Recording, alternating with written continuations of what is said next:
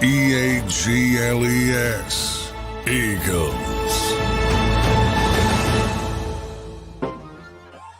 Hey, welcome in, everybody. Hope you're doing well out there. We're Sports Take. I'm Rob Ellis. That is Tone to Shields. Mr. Tone, how we doing? You're repping your Kobe with the shirt on. I like it. Yes, sir. Yes, sir. Yes, sir, man.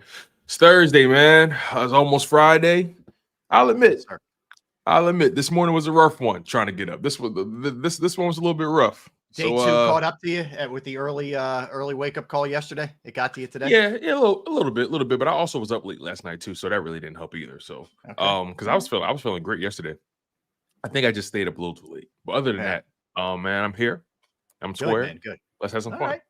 All right. What's up, everybody? Twiz, Flexin, I'm awake. Philly 07, ARS, Vinny, James, William. Hope you guys are doing great. All right. So a couple of things here, Tone. I hate starting off on this note because we always want to come out, having fun and positive. But man, yesterday at the Chiefs parade, the quote unquote Super Bowl celebration, there was a shooting. Unfortunately, and one woman was killed, Lisa Lopez Galvan, who was a media personality in Kansas City, leaves behind 2 children, 9 children also, in addition to Lisa, between the ages of 6 and 15 were shot, 21 altogether, 22 shot altogether. 1 has perished.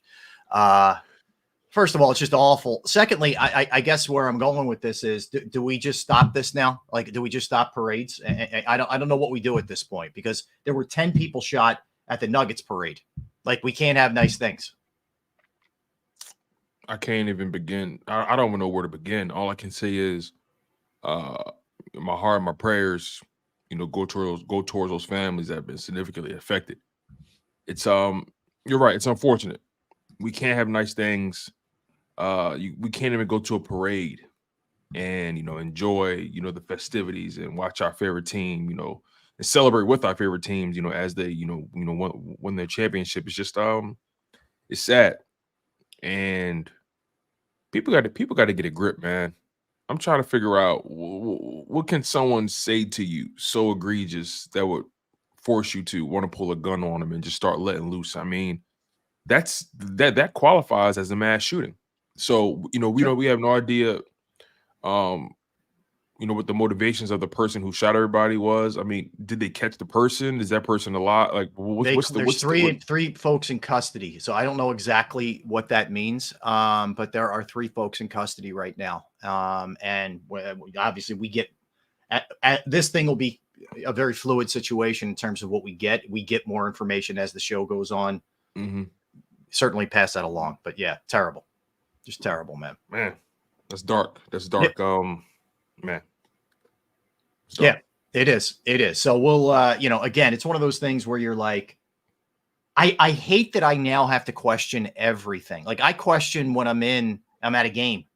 I question, and again, this can happen anywhere. This could happen in a library. It could happen at a quote unquote celebration parade, but it just makes you question everything.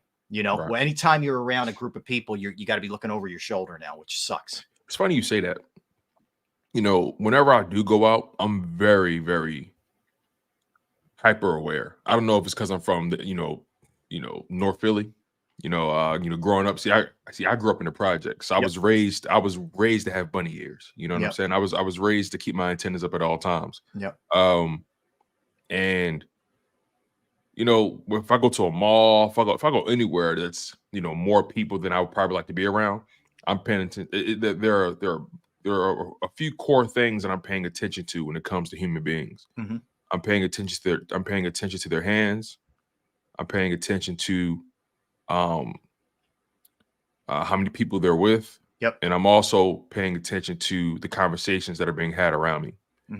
Is someone angry? Am I hearing a back and forth somewhere? If someone raising their voice, I'm paying attention to all those little details, because those are the indicators for you to probably go left when they're going right. It's unfortunate that's what we have to do, but it's so ingrained in my DNA that it's like a trauma response. Yeah, I'm with you in the sense that whereas maybe, I don't know, 10 years ago, 15 years ago, if I saw something bad going down, I probably still would consider jumping in there and getting involved in and trying to help somebody I thought was the aggrieved party. But now I got to think twice. I'm like, is my life worth it that these two knuckleheads are arguing about something? No, it's not really. It's a really good point you brought up. It gets even trickier when you see a dispute between a man and a woman. Yeah, The that's man right. the man is clearly the aggressor towards the woman, or he's putting his hands on her. It's like, should you be a gentleman and say, hey, my man, this is a woman, or do you mind your business? Yep. And unfortunately, where we are today, you're rolling the dice either way. You are. You really are, man. I mean, you're trying to do you might try, your intentions may be right, but it might cost you your life. So, Yeah. And again, this is something you have kids, man, because their favorite football team won and they're trying to have a fun day. They're not in school and they're oh man, there's Kelsey, there's Mahomes. Oh, this is so great. Our team won, and they're gonna end up in the hospital shot. Like, yeah. it's just I've seen situations where we don't have to stay on this too long, but yeah. I've seen situations where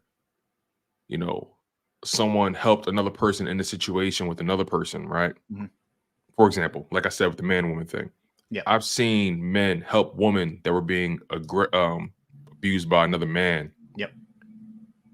And then that person gets hurt helping that woman, and then the next day that woman is back with that man. All right. I know. What I mean? You're like, why did I just get I've involved? seen so many situations like that. So again, we're all over the place, but the bottom line is, we're just in a time right now where you have to really take care of self and take care of home before you even worry about anybody else. I know. I agree. It's a shame that happened at that parade. And my heart goes out to those family members, those people, the people who got lost, everybody attached to it. It's just unfortunate circumstances. Yeah, and I'm not trying to bring people down, but what we do here is we try to keep it real and we try to address things that need to be addressed, and to not talk about this, in my opinion, right away would have been egregious. So it's the sports world. I mean, the Kansas City Chiefs are the Super Bowl champions. The NFL is the biggest league in the world. Yeah, and it's almost like this is probably front page news right now. Mm-hmm. As it should be. So anyway, again, we get information, we'll pass it along, but I just, man, I just hate these things. All right. So the Eagles did make a move, depending on how you view it. It's kind of a flyer sort of move.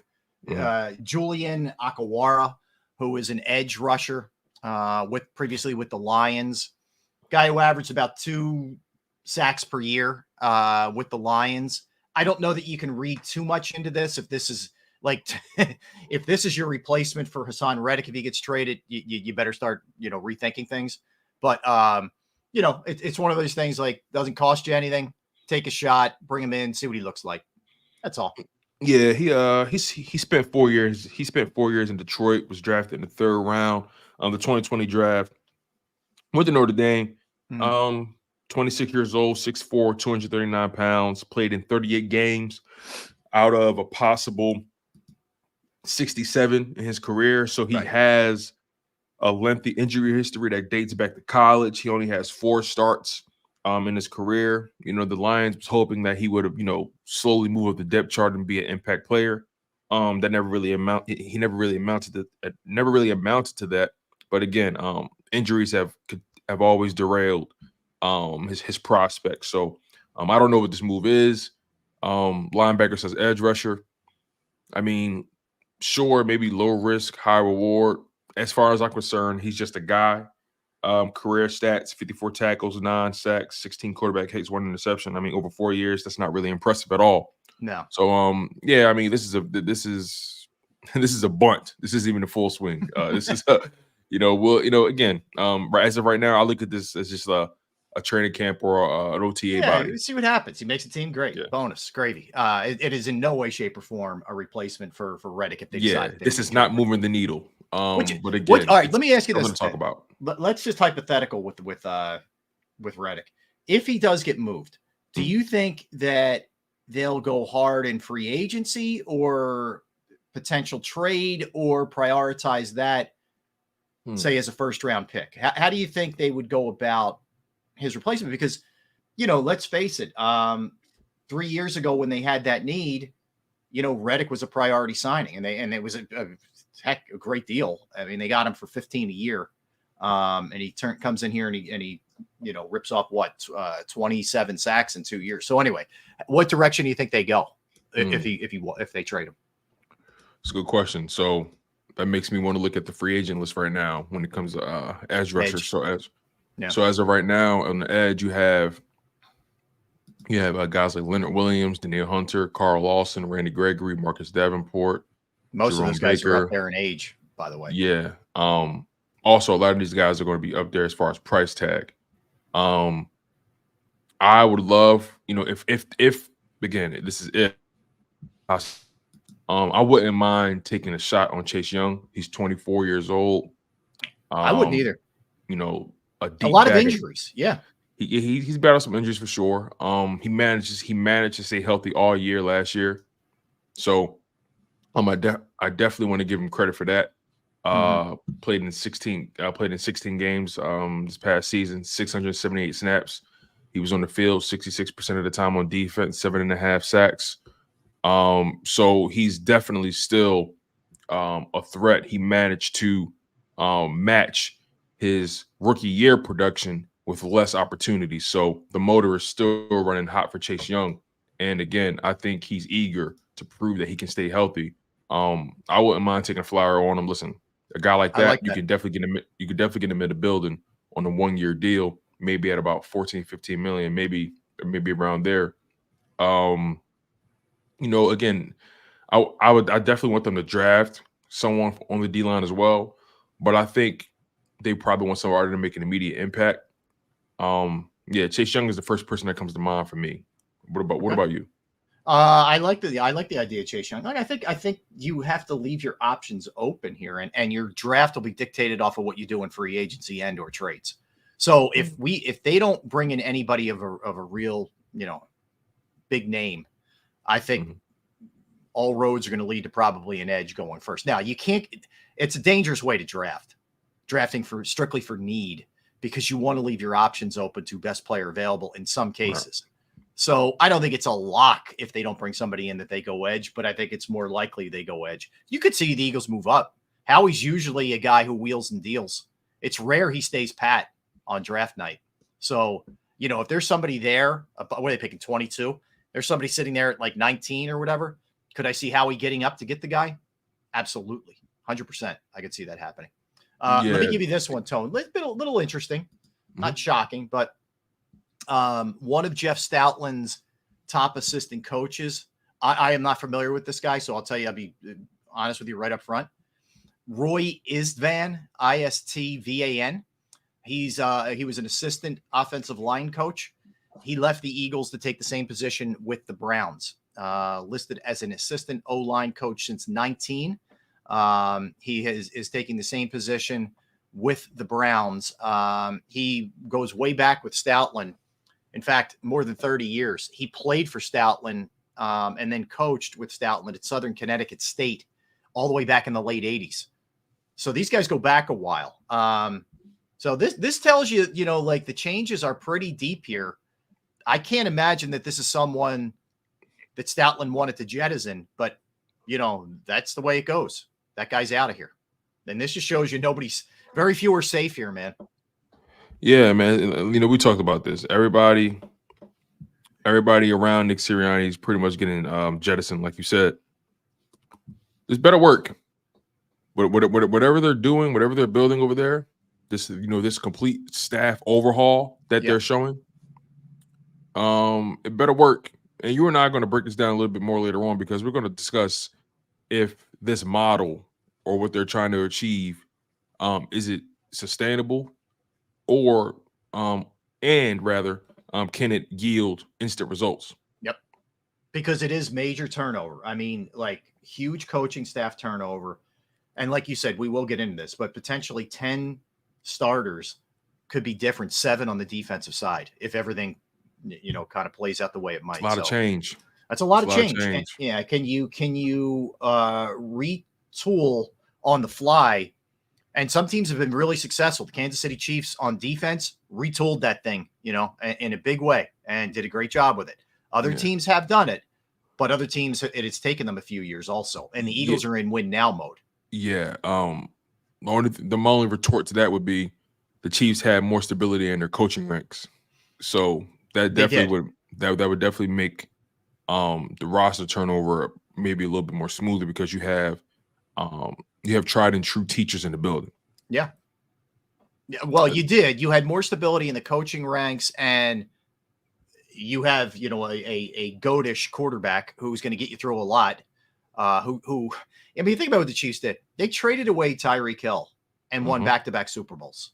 Yeah. Is that not the ultimate testament to Patrick Mahomes? Like, we could throw a lot of numbers out there. That's the one where you're like, when you sit back and think about that, like, damn, it's unbelievable. No, yeah, for sure. It says a lot about him also.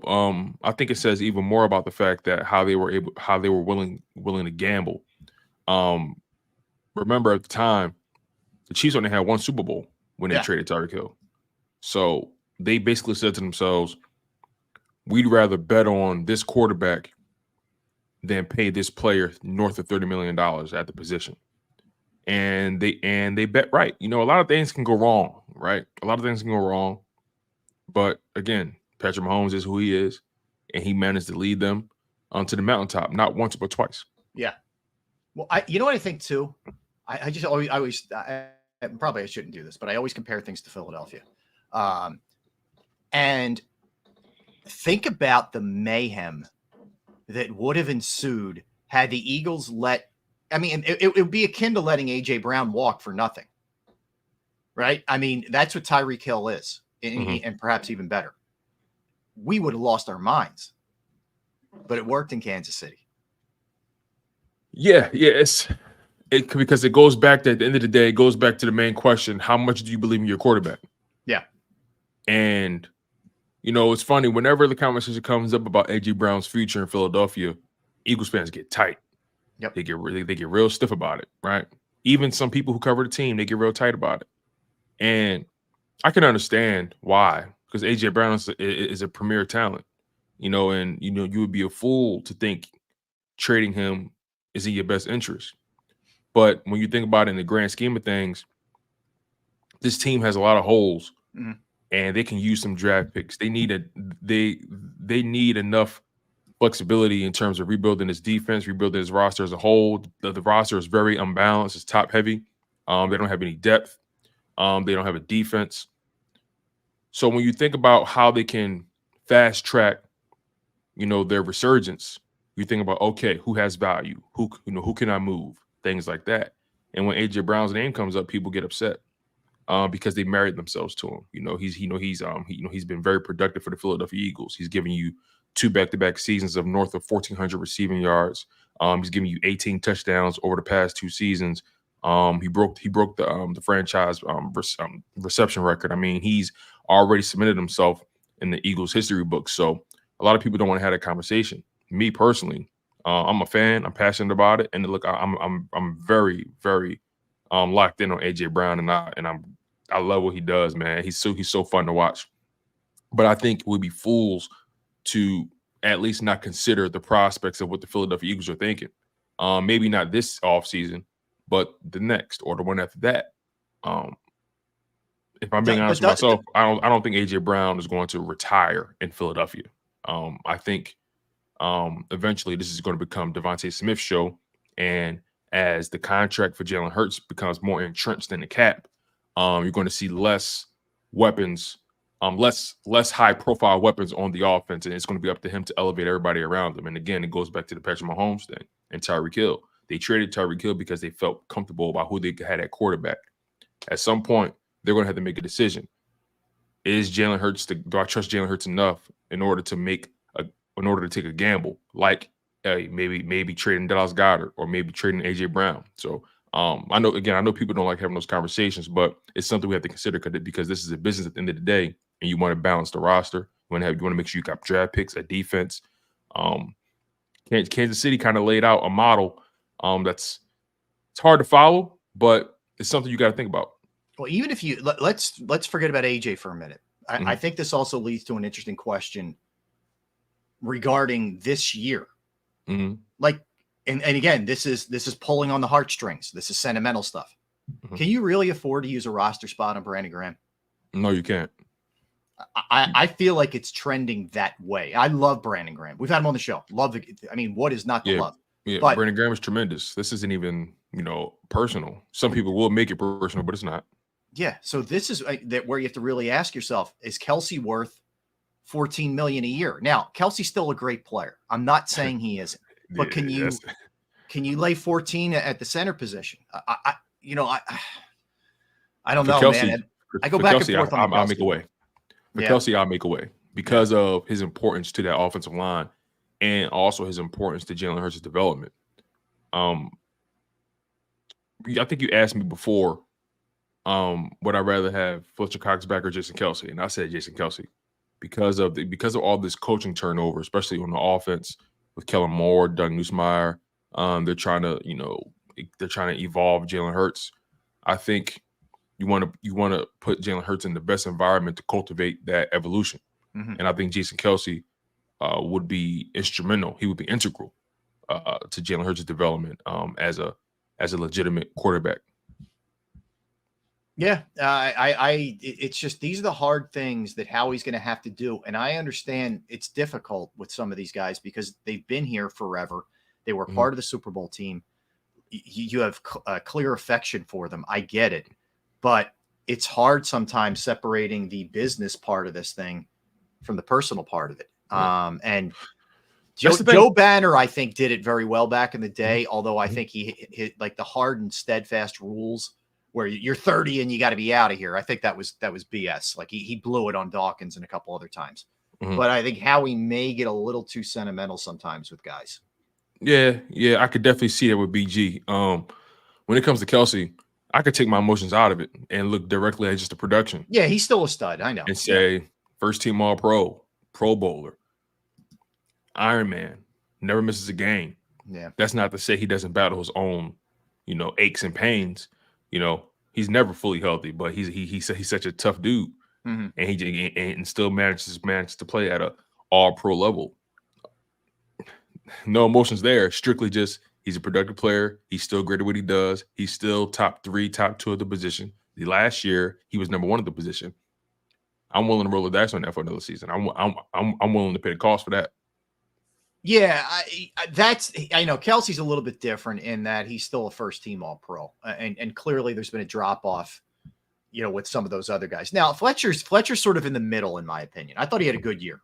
I really did. I agree. But he probably wants more than he made last year, and I think he made 10 last year. Are you going to give a guy at that age 12 at 30, whatever he is, 33? I don't know. I mean, I think Fletcher's a tough call. Fletcher's a tough call. I agree with you 100%. Fletcher had a really solid year last year. You can make an argument he was their best and most consistent defensive tackle. But ultimately, I only would like him back here if the number made sense from the cap perspective. Yeah. I just want to make sure this team has enough cap flexibility so they can make moves and reload this roster because they have a lot of things to work on. And you don't want to lock up too much money, with going guys, especially if they're aging and if they're not even top 3 of their position anymore. That's why I think Kelce is an anomaly. I think Kelce is an outlier. Fletcher Cox, as much as I would love to have him back, if he's asking for 13, 14 million, then I can't do that.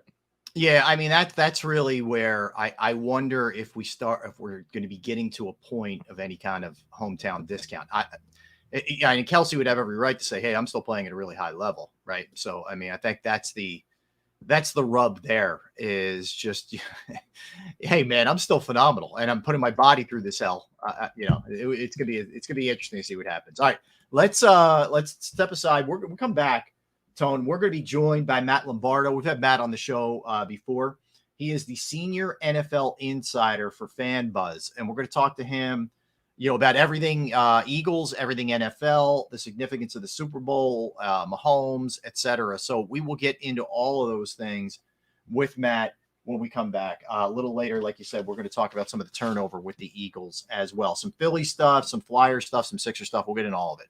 All right, let's talk about Bravo Pizza of Havertown. Bravo Pizza of Havertown. Been going there since I was a kid. Family owned since 1985.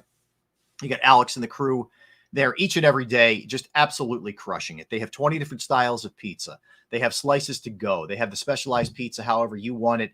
They will make it, but you're not up for pizza. They have fresh pasta, sandwiches, wraps, wings, salads.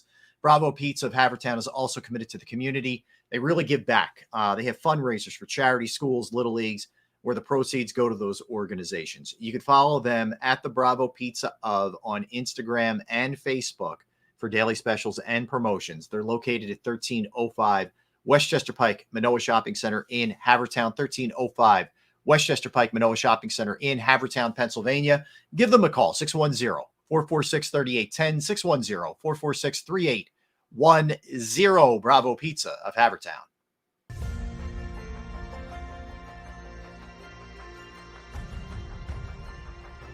I remember getting my heart broken when they lost the Super Bowl in 2004. We're big Eagles fans.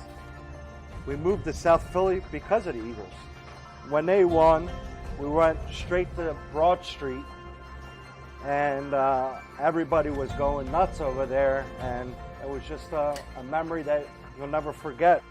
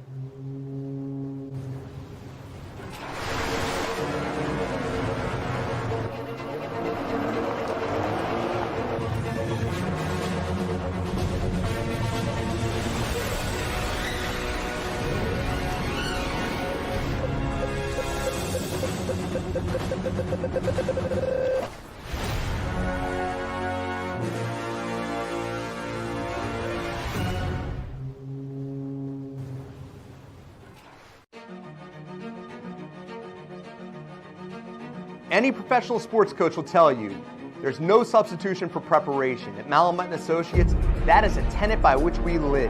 We prepare from day one for victory. Anything less is not acceptable. Go passionately. Go fearlessly. Go confidently. Go Birds!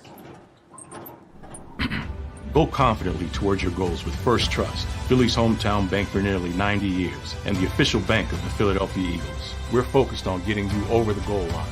So go with conviction, go with trust, Go Birds! and go forward with us by your side.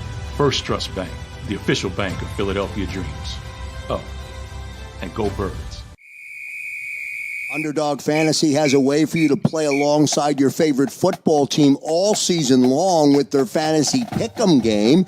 You pick between 2 to 5 players, select whether they'll go higher or lower on one of their stats, then do what you usually do on a Sunday, watch the games. You can win up to 20 times your money in a single game by going 5 for 5. It's a fantasy game, and the Sports Betting Show wants you to get involved. Go to UnderdogFantasy.com. When you sign up, use the promo code WIN, and Underdog will double your first deposit up to $100. That's UnderdogFantasy.com. Use the promo code WIN.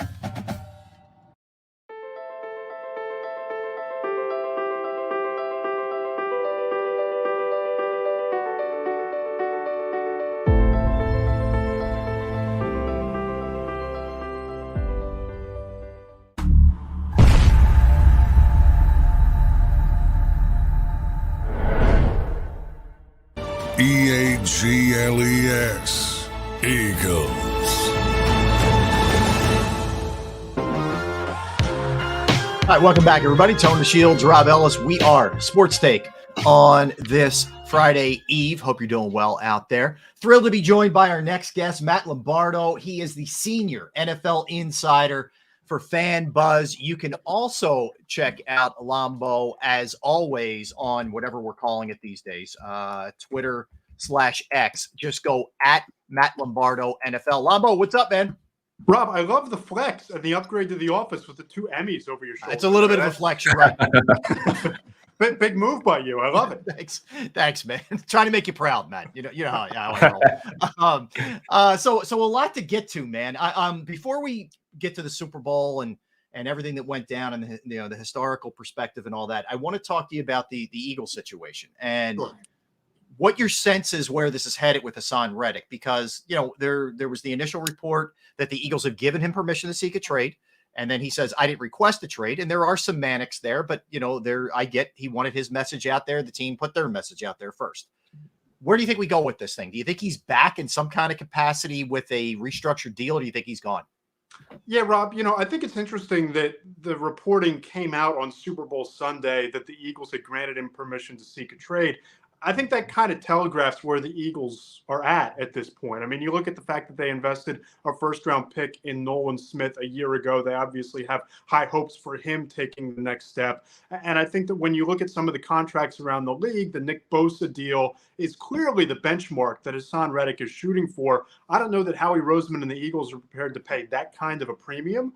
So I think that's why the reporting came out that they gave him permission to seek a deal. And there's going to be a strong market if they, in fact, are shopping him. I talked to sources around the league on Sunday afternoon. The Atlanta Falcons, they've been sniffing around on pass rushers since the trade deadline this past fall. They'd have significant interest in a Hassan Reddick. I talked to a scout who told me that Reddick is a plug-and-play starter for any team that runs a 3-4 defense in this league. So you talk about the Tennessee Titans, the Jacksonville Jaguars, depending on what they do with Josh Allen, their top pass rusher. There will be suitors for Hassan Reddick, and I think that it's more likely that he's elsewhere in 2024 than the Eagles give him the kind of extension that he'd be happy to sign. Because think about it, Jeff McClain from the Inquirer had some reporting earlier this week that when Reddick missed time back in training camp, there was some thought that that was a bit of a holdout. I think this has been lingering through the entire season, and I think it's going to finally start to come to a head this offseason. Interesting. Thanks, Matt. Thanks again for coming on to the show. We really appreciate you. When it comes to Hassan Reddick, he's been a tremendous player over the past 4 years of his career in particular, especially with the Philadelphia Eagles. 19.5 sacks last year through the regular season and the playoffs. This year, 11 sacks in 10 games. I mean, he's definitely been arguably their most productive defensive player. When you think about a guy like Hassan Reddick, his skill set, his measurables been about 6'1", 240, but then you think about some of the top tier edge rushers who are getting paid the big money. Guys are like 6'4", 6'5", 250, 260, 270. When you think about what he's looking for in comparison to what his peers are getting and what they provide, where does Hassan fall? Does he fall or qualify in that top tier edge rusher category? Again, he's an undersized guy, and we know how the league feels about guys who are undersized, especially at that edge rusher position. Yeah, I think he's a little bit of an outlier because of the size, because the production outweighs it, right? You bring up the numbers of what he's done over the past 2 years in a system that really allowed him to just pin his ears back and get after the passer. Do I think he's in that top tier with the TJ Watts and the Myles Garretts and the Micah Parsons and the Nick Bosas? No, but I think that he's probably the number one player in that second tier when you talk about what he's able to do. And I think that that's where some of this acrimony stems from with Hassan Reddick is you look at what the Eagles asked him to do over the second half of last season, dropping him into coverage. You look at the way that Vic Fangio uses his outside linebackers, not just as pure pass rushers. I think they see the writing on the wall, Reddick's side does, in terms of what he's asked to do versus what he's best at. And that's probably why he wants out. And I think that you're always going to have a market for pure pass rushers. That's why when you talk to people, they start rattling off team names, right? And, the Arizona Cardinals would be a fascinating situation. Yes, they drafted him, but I think that there was even an admission a couple of years ago that they used him wrong. They used him improperly. And now that Jonathan Gannon is the head coach of the Arizona Cardinals, they could be another team to watch. I think that you're always going to have a market for pure pass rushers, but I don't know that he's going to be paid in that $22 million a year range or whatever it is that Bosa got on his extension, probably just a little bit below that. Rob, I can quickly follow up with that. Oh, yeah, go ahead. What would a guy like Hassan Reddick fetch the Philadelphia Eagles as far as draft picks or compensation?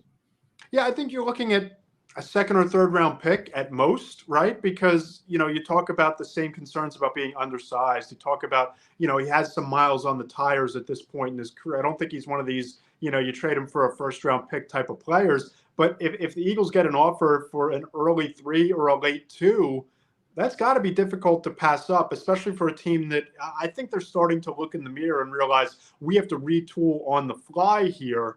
But they've also drafted exceptionally well over the last 2 or 3 draft classes. So if you can add a premium pick for Hassan Reddick, yeah, you're going to lose the production. But I don't know that he would replicate those sack numbers in a Vic Fangio system anyway. So if you get that kind of an offer, I think that's something Howie Roseman would have to really think hard about. And Matt, you just touched on something I wanted to ask you about, like how significant is this? I'm going to stick with the defensive side because I think the offense can fix itself pretty quickly. There's a talent deficiency here, especially on the back end, man. And if you lose Reddick, all of a sudden that pass rush is really looking shaky at this point. Yeah, and the problem is, Rob, there aren't a lot of premier pass rushers that are out there in free agency. And you look at even a guy like Chase Young struggled after, the trade to the San Francisco 49ers, up and down career, injury prone. He goes out and has the game of his life in a Super Bowl. I don't know the 49ers are going to let him shake loose into free agency. I don't know that you're going to see more than 2 or 3 pass rushers selected in the first round of this upcoming draft. It's just a really weak class at that position. So that's where I think that pushes up the value of a guy like Hassan Reddick, and it makes it tougher to fill that void. So you look at what the Eagles have in-house. That's going to put the onus on Nolan Smith taking a major step forward because he would be that next man up in their case. Are you a believer in him, Matt? I mean, it's unfair to make any kind of real judgments after one season, and we know he had limited snaps last year. But 1 sack, man, that was a first-round pick. He gave him very little. Yeah, no, I agree. I think that he's going to need to take on an increased role going into this season. And really, Rob, it's kind of unfair for me to look at these guys and what they did in 2 really bizarre systems last season and what they project what they might do under Vic Fangio. I think that's a better conversation to have based on what we start seeing in mini camp and training camp practice when these guys really start ratcheting it up in this new scheme. And that's the other layer to this. You talk about the talent deficiency, and I think that's there when it comes to the Eagles defense. That's a major concern once you get beyond the defensive line, which I think has a lot of talent up front. You're asking guys that might not be the most talented players at their skill positions to now go out and learn a new scheme in a year where the coach is on the hot seat. That's a bit of a tall order and a tough ask. Matt, I'm glad you went there. The Philadelphia Eagles, not only are they going to go through a lot of roster turnover, they've gone through already a ton of coaching turnover, right? They completely jettisoned the previous coaching staff, leaving Nick Sirianni, the lonely guy on the hill, and they replaced all those guys with people with experience. I want to get your assessment and your evaluation of the Philadelphia Eagles coaching situation, how things went throughout the season, and how things are transpiring presently right now. I think the results speak for themselves, right? When you look at what happened over the second half of the season, I think that, you talk to people around the league and it was almost universal. Whoever you tapped into in whatever building, I spoke to people in 5 different buildings over the last month of the season and just said, what the heck's going on in Philadelphia? 2 takeaways. They didn't think the Eagles were all that good and that they kind of overachieved in 2022, and that Sirianni lost the room when they pulled the plug and benched Sean Desai in favor of Matt Patricia. I mean, that was the universal takeaway, that when they switched defensive coaching staffs midway through the year, that the players looked at it as a panic move and responded as such. I think that those 2 things really torpedoed their season this past year. And I look at the coaching staff they built moving forward. I love the Vic Fangio hire, and I know for a fact that he was their top choice when Jonathan Gannon left to take the Arizona Cardinals head coaching job following the Super Bowl a year ago. He had just agreed to go to Miami before they could get anything really concrete with the ball moving in that direction. And Kellen Moore, there's a mixed bag there. I like the experience. I like the fact that he's called plays in some pretty big games for the Dallas Cowboys. And you look at what Dak Prescott did. He kind of got worse under Kellen Moore and got better when he was there. Justin Herbert seemed to take a step back. So it's kind of a mixed bag in terms of Moore. But overall, I think the combination of experience and guys who have been in big games with Fangio and Moore, I think it's an upgrade over what they had a year ago. And it better be if Sirianni wants to save his job and this team wants to get back into that upper echelon in the NFC, which I really think, guys, is going to be a tough climb for them. Well, and that's the thing, Matt. Like we can talk about Hurts, we can talk about the defense, and all that's all fair and when you have those conversations. But why did Nick lose the room?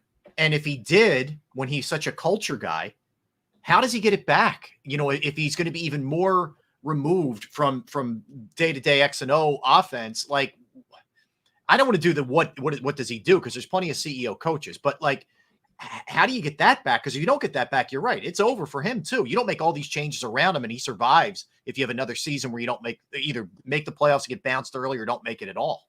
Yeah, I think it comes down to two really key things here in terms of how he lost the room. One, it's the results. He can print up all the T-shirts he wants and, talk about, the flowers blooming early in your tenure when you're winning and you're building something. When things start to go off the rails and coaches panic and they fire the defensive coordinator or bench the defensive coordinator and promote a guy like Matt Patricia, who was already a divisive figure, when you look at what he did with that move and the fact that they couldn't really stem the tide and things just got worse, players notice that. And the coach speak holds a lot less water when you're losing than when you're winning and trying to build a positive culture. So I think it's a results-driven league. I think that players feed off of winning. Winning begets more winning. Losing begets less confidence and less wins. So I think they're going to have to get off to a fast start, and they're going to have to really buy into what the head coach of the offense and the head coach of the defense in Kellen Moore and Vic Fangio are preaching going into this next season if they're going to, recapture some of those good feelings that led to that Super Bowl run in 2022. Matt, I want to pick your brain about Jalen Hurts because he had a very interesting 2023 campaign. I mean, when you look at the stats, right? 38 touchdowns, threw for nearly 4,000 yards, over 4,000 yards of total offense. But then you get to those turnovers, and that's the anomaly that we see in Jalen Hurts' production. I mean, historically that hasn't been the case, but again, year 3 as a starter, and you have nearly 20 turnovers. That's just bottom line unacceptable. How shocked were you when it came to Jalen Hurts' regression, and how much of that do you attribute to him?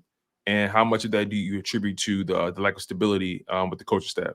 I think it's mostly the lack of stability with the coaching staff. I just don't get the sense that they were ever on the same page in terms of offensive coordinator, head coach, and quarterback a year ago. I think that it was a feeling out process early in the year, and it just caught up to them late, and the schedule caught up to them late when you started playing some of those top defenses like the Buffalo Bills, like the San Francisco 49ers, like the Dallas Cowboys.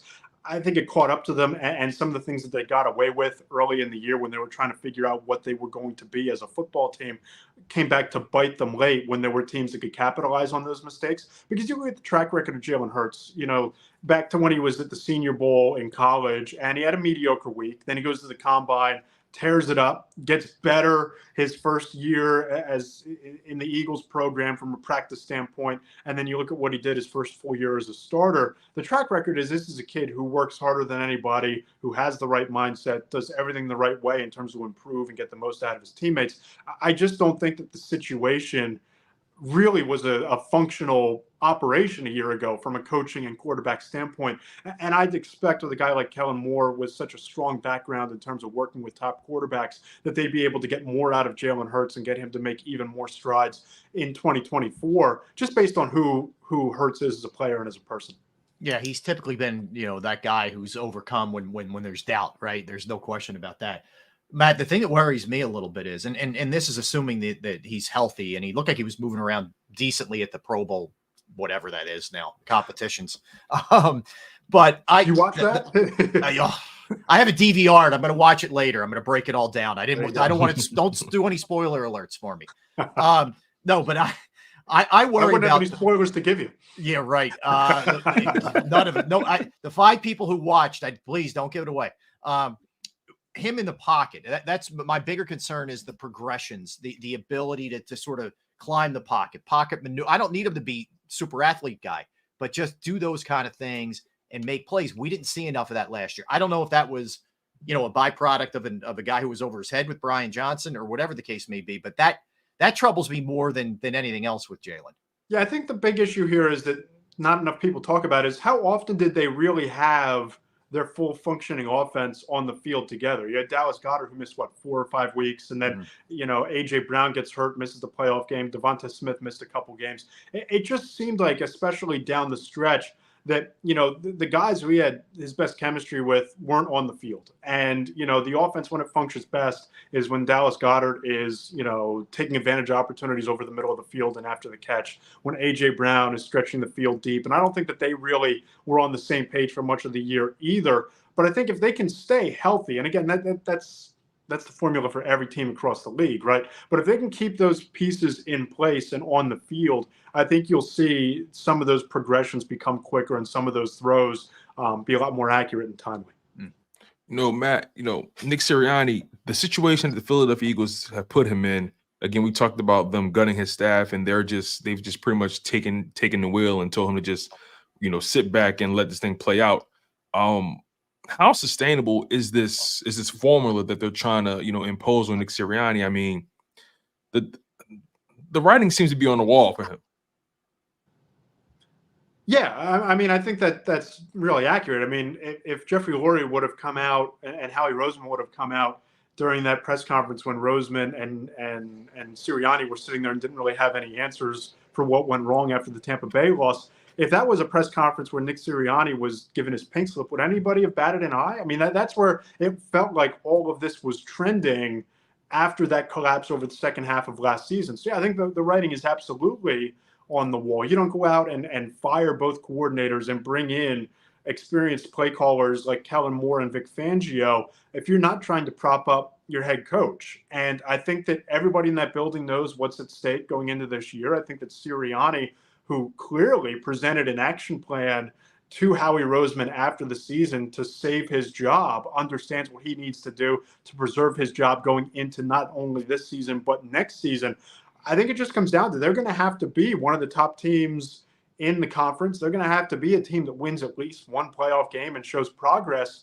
And the last 10 games or so of a year ago weren't a harbinger of what this program is backsliding into, which I think is a real possibility. I mean, look, I've hinted at it a couple times in this conversation. Look around the NFC. The San Francisco 49ers are going to be the favorites again next year. I think the Dallas Cowboys are going to be better than they finished against the Green Bay Packers. I think the Packers are a legitimate Super Bowl contender. And oh, by the way, just within the division, the Washington Commanders have $80 million in cap space, the number 2 pick in the draft. They hire Adam Peters, who's one of the more respected personnel guys in the entire NFL. He goes out and hires Lance Newmark, who was instrumental in bringing in the young talent that the Lions have drafted over the last 2 years. The Commanders are a team that are going to really surprise a lot of people next year, in my opinion. The road back to a Super Bowl, if you're the Philadelphia Eagles, got a lot tougher, and we haven't even entered free agency in the draft yet. So I think that there's a lot of pressure on Nick Sirianni to turn this thing around in an environment where that's going to be pretty difficult to do. You bring up a good point. Detroit's there, and the Rams are coming back faster than what we thought. Green Bay's coming. This is turning into like you said, an uphill battle for the Philadelphia Eagles, and I guess speak on the pressure that Jalen Hurts is feeling as well. To bounce back from that season. Nick Sirianni, all these guys are kind of tied at the hip. The pressure must be mounting in that building. I think the pressure is mounting in the building, but I don't get the sense that it's mounting around Jalen Hurts yet, because I think that he's much more closer to the player that you saw in 2022 in the first half of 2023 than he was what we saw over the second half of this past season. I think he holds the key to the turnaround. I think there's no doubt about that Jalen Hurts rekindling that high level of play that we saw in his first year as a starter, I think that holds the key to the whole thing. But if the Eagles move on from Nick Sirianni after 2024, I don't get the sense they're going to be in the market for a quarterback in the 2025 draft or free agency. Interesting. Yeah, it's going to be interesting what they end up doing. Labo, I did want to talk Super Bowl with you here. And the Chiefs get their third with Andy and Patrick Mahomes, and all of a sudden we're having that conversation now, where these guys rank and whatnot.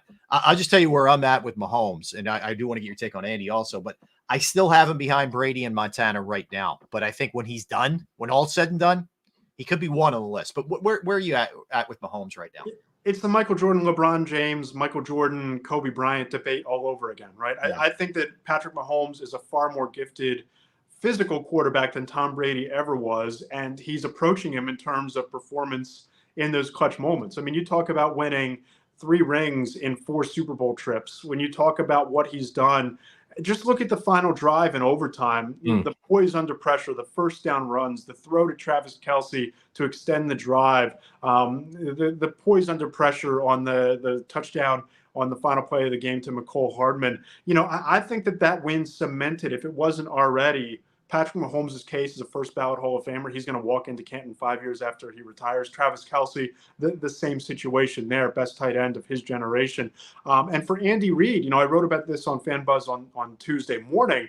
I spoke to, Hall of Fame selectors. The process for voting in coaches is a little bit different than voting in for players. It's not 5 years after Andy Reid retires, he's automatically on the ballot. No, he goes into the contributor category. And what that means is there's a subsect of voters, Hall of Fame voters, who debate 4, 5, 6 contributors like a Robert Kraft, maybe eventually a Jeffrey Lurie if they win another ring, and Andy Reid. And of that group of contributors, whoever's up that year, only one makes it through into the debate. So if Andy Reid butts up against Robert Kraft, who's the guy that they put up in that conversation in that 5-year period? So, the conversation I had is he a first ballot Hall of Famer? And I spoke to people on that subcommittee who said that they would push him through automatically. So I think that Andy Reid has the chance to go down as the greatest head coach in history if he catches Bill Belichick, which I think he has a chance to do so long as he has Patrick Mahomes as his quarterback. But I thought it was a fascinating conversation because I wasn't familiar with those inner workings. I didn't know that Coaches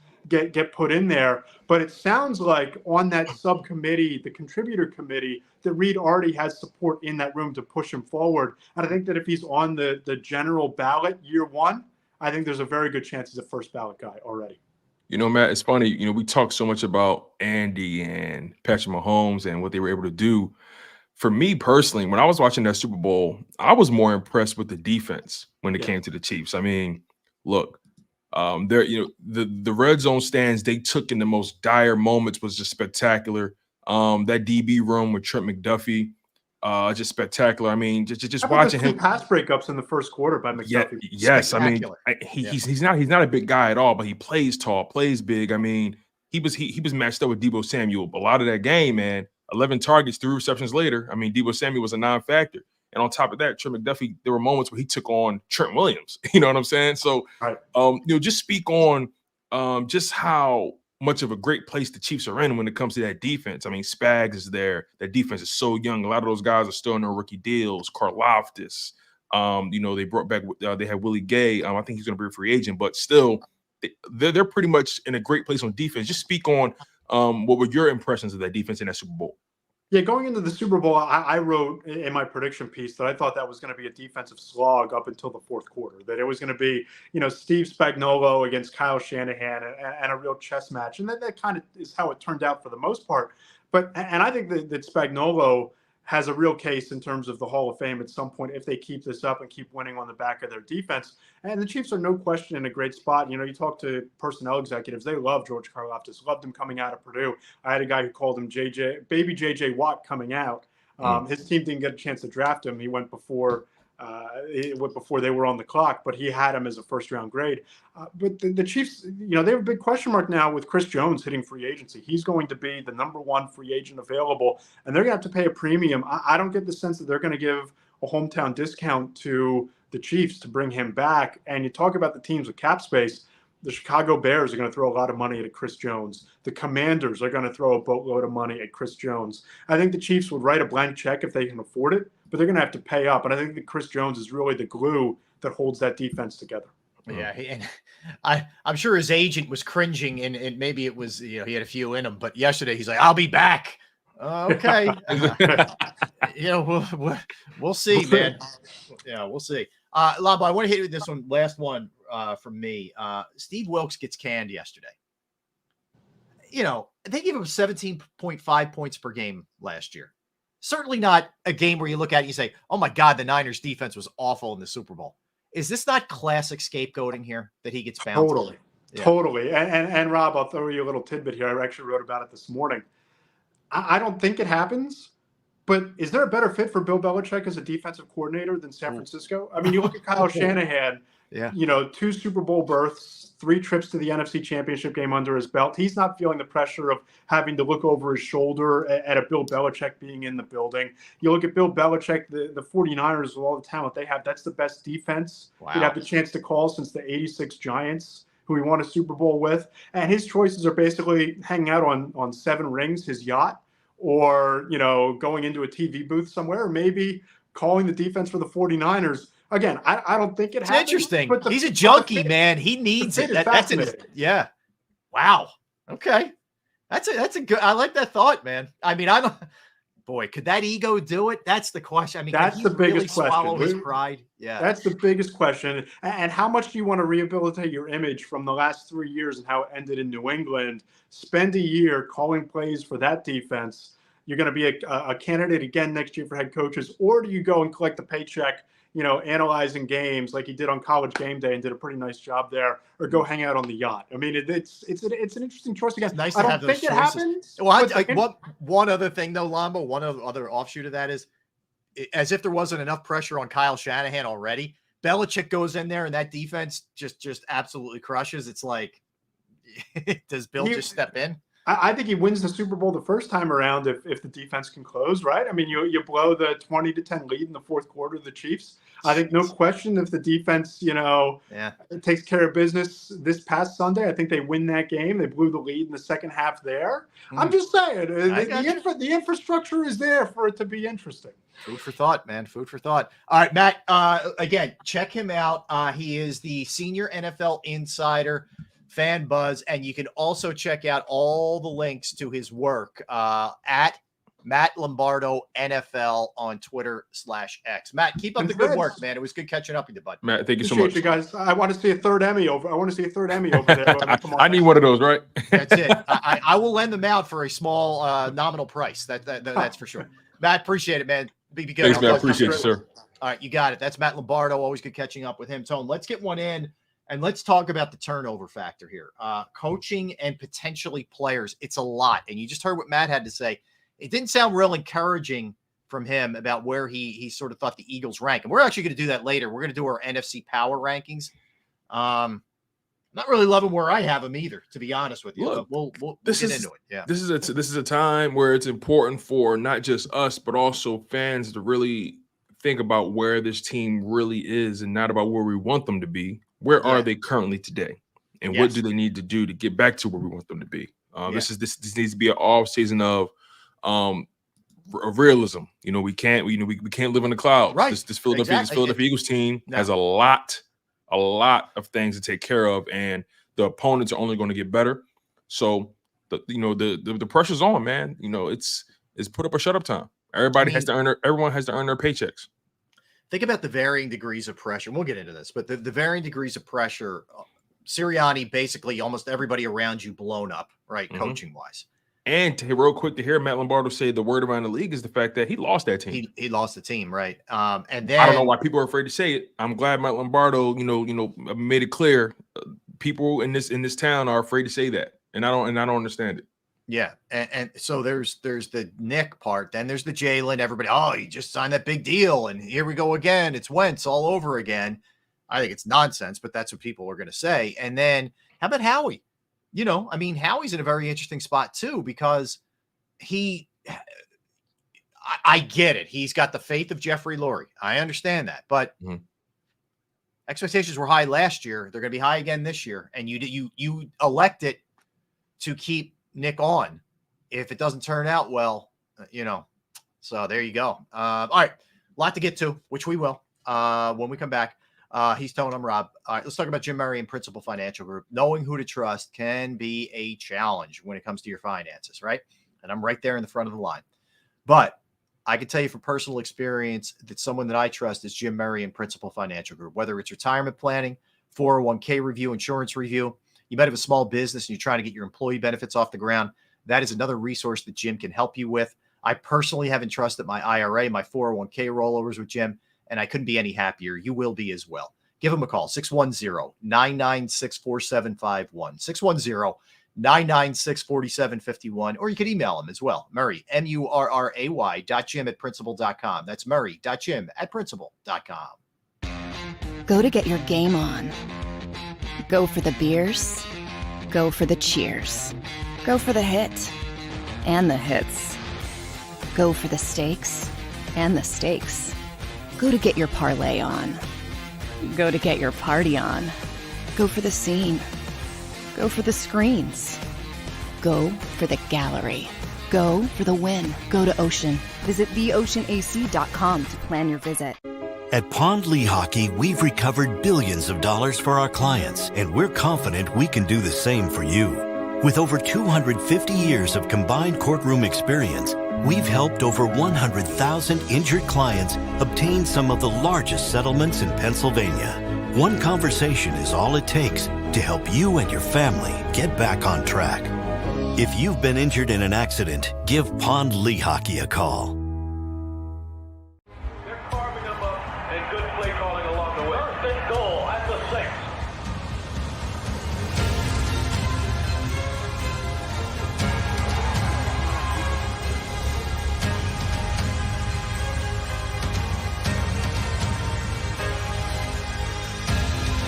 On the field of life, First Trust Bank is there for you. Champions on 3. 1, 2, 3. Because Philadelphia dreams deserve a Philadelphia bank.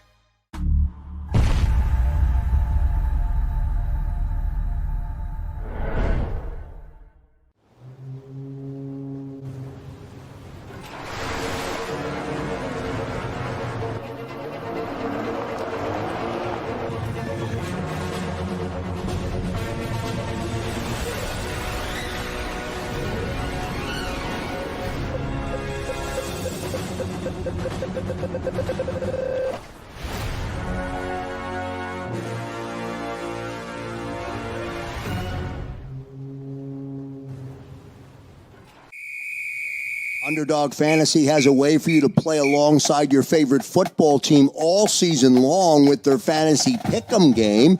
You pick between 2 to 5 players, select whether they'll go higher or lower on one of their stats, then do what you usually do on a Sunday, watch the games.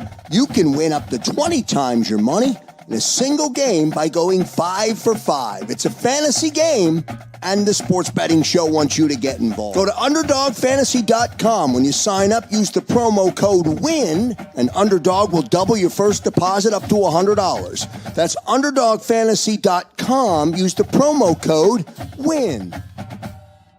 Do you stream on a Roku, Fire Stick, Google TV, or Apple TV? Now you can watch 6ABC 24/7 with the 6ABC Philadelphia streaming app.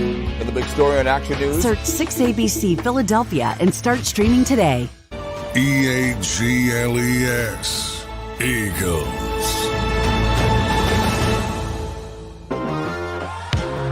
All right, we're back, folks.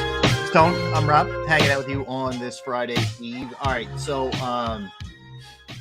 turnover, Eagles turnover. And I don't mean the kind where you fumble or you throw an interception, although there are way too many of them, but coaching and players here, Tone. So they've moved on from the a lot of the coaching staff. We mentioned earlier, even one of Jeff Stoutland's main assistants is gone. He's now with Cleveland. So they've moved on from inexperience, and it's clear that they prioritize guys who have been around for a little bit here this offseason. All right, so let's start with that. Sean Desai. He had 1 year of previous DC experience with Chicago Bears. He's no longer here. Vic Fangio is entering his 24th season as a defensive coordinator. Tracy Rocker, who we talked about a little bit earlier, he had 3 previous years going into last year. Clint Hurt has 10 going into this season. Brian Johnson, 0 years of experience as a DC. Kellen Moore is entering his 6th. Alex Taney, who is now with the Colts, had 0 years of experience as a quarterbacks coach. Doug Nussmeier is entering his 7th. So let's just start there. And by the way, Desai and Patricia have not been hired to any position. Wow. Brian Johnson took a demotion to be an offensive assistant with Washington. So that in and of itself is kind of interesting that nobody off of this staff has been elevated in a position elsewhere. So let's start there. I mean, clearly there was a lot going on. I mean, you've had players say that we were confused at times.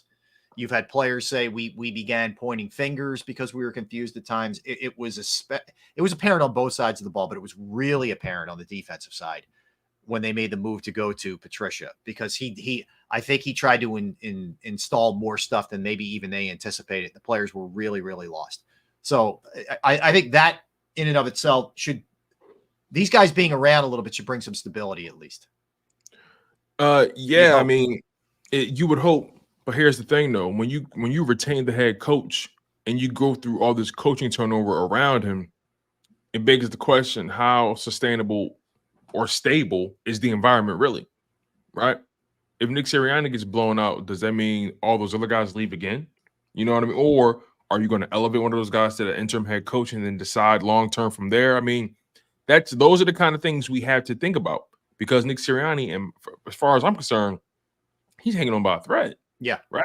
Yep. And again, for the Philadelphia Eagles to make the moves they've made, outing his entire staff when he's really only had one major setback as a head coach for the Philadelphia Eagles through a 3-year span, through 3 playoff bursts. He's only had one setback, and we just experienced that. Yet they jumped off the cliff and made all these knee-jerk reactions throughout the staff. It makes you question how they saw him from the beginning, right? It makes you question where their trust level is with him, from the beginning, right? If it was a guy you believed in, you don't off this entire staff the way they did and surround him with all these people who have, to be frank, more experience than him.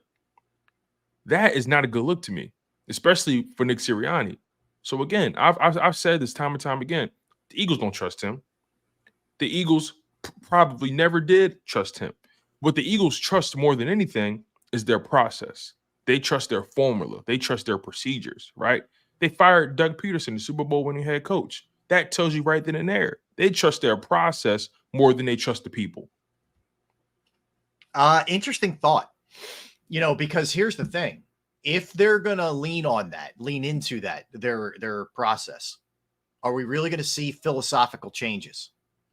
If they believe in their process so much, are we going to see them emphasize linebacker? Are we going to see them, maybe dole out a little bit more money for a safety? Probably not. Right. If they have such a strong belief in the core of what they do, you very well could be looking at Zach Cunningham and Nakobe Dean coming back as your starting linebackers next year. We could be looking at Blankenship and somebody else who they have to fill in, if Sidney Brown's maybe not ready to go or whatever. You may not see the kind of significant changes that I think some Eagles fans want to see. Right. Again, you don't make the moves they made if you trust Nick Sirianni. As simple as that. And he obviously wanted to keep his job because he said all the right things to make sure he wasn't on the first flight out with those guys, right? Need I remind you, they made him fire one of his groomsmen in his wedding, DK McDonald. Right. So when I think about it from that perspective, maybe it's pessimistic, maybe it's daunting for people, and I can understand if you don't like hearing it. But the fact of the matter is, Nick Sirianni is in a situation where it's not optimal. He's on thin ice. He has no control. He has no say-so over the offense, over the defense. He has no say-so over anything.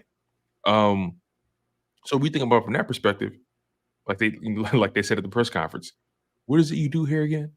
You know what I mean? So I don't want to think about the Philadelphia Eagles in this context, but again, when you fire a Super Bowl winning head coach in Doug Peterson, and then you do what you did to Nick Sirianni at the first sign of trouble, you don't trust people.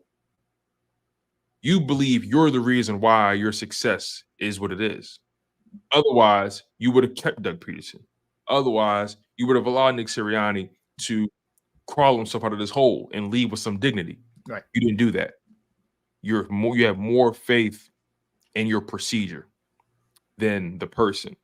And that is a slippery slope because you can be blinded by your process, right? That can prevent you from really looking in the mirror and really assessing what you did wrong in the situation. Mm-hmm. They have a lot of things to do this offseason. And I have a hard time seeing the light at the end of the tunnel when it comes to Nick Sirianni's future in Philadelphia. Me personally, that's just me. I don't know where. Well, I'm with you. You sort of hinted at this, and I think it's the tough part of evaluating this is up until those 7 games, and that is very much like, other than that, how is the play, Mrs. Lincoln? Right? I mean, I get it, but other than those last 7 games, you're talking about a guy who turned around a team that was a mess, frankly, the last year of Doug. I would have given Doug another year, but same here, by the way. Yeah, the last season of Doug was bad, and there were so many questions with Wentz. So they got rid of Wentz. Okay, at least you got rid of that distraction. But to start off 2-5 when it looked like that team was headed nowhere, and then right the ship and get them to 9-8, he deserves a lot of credit for that. And then I know the schedule wasn't hard in 2022. I get it. But they only lost 1 game that Jalen Hurts started that year. That's up until the Super Bowl. That's a phenomenal run. Right. It's still the NFL. It's pretty hard to do.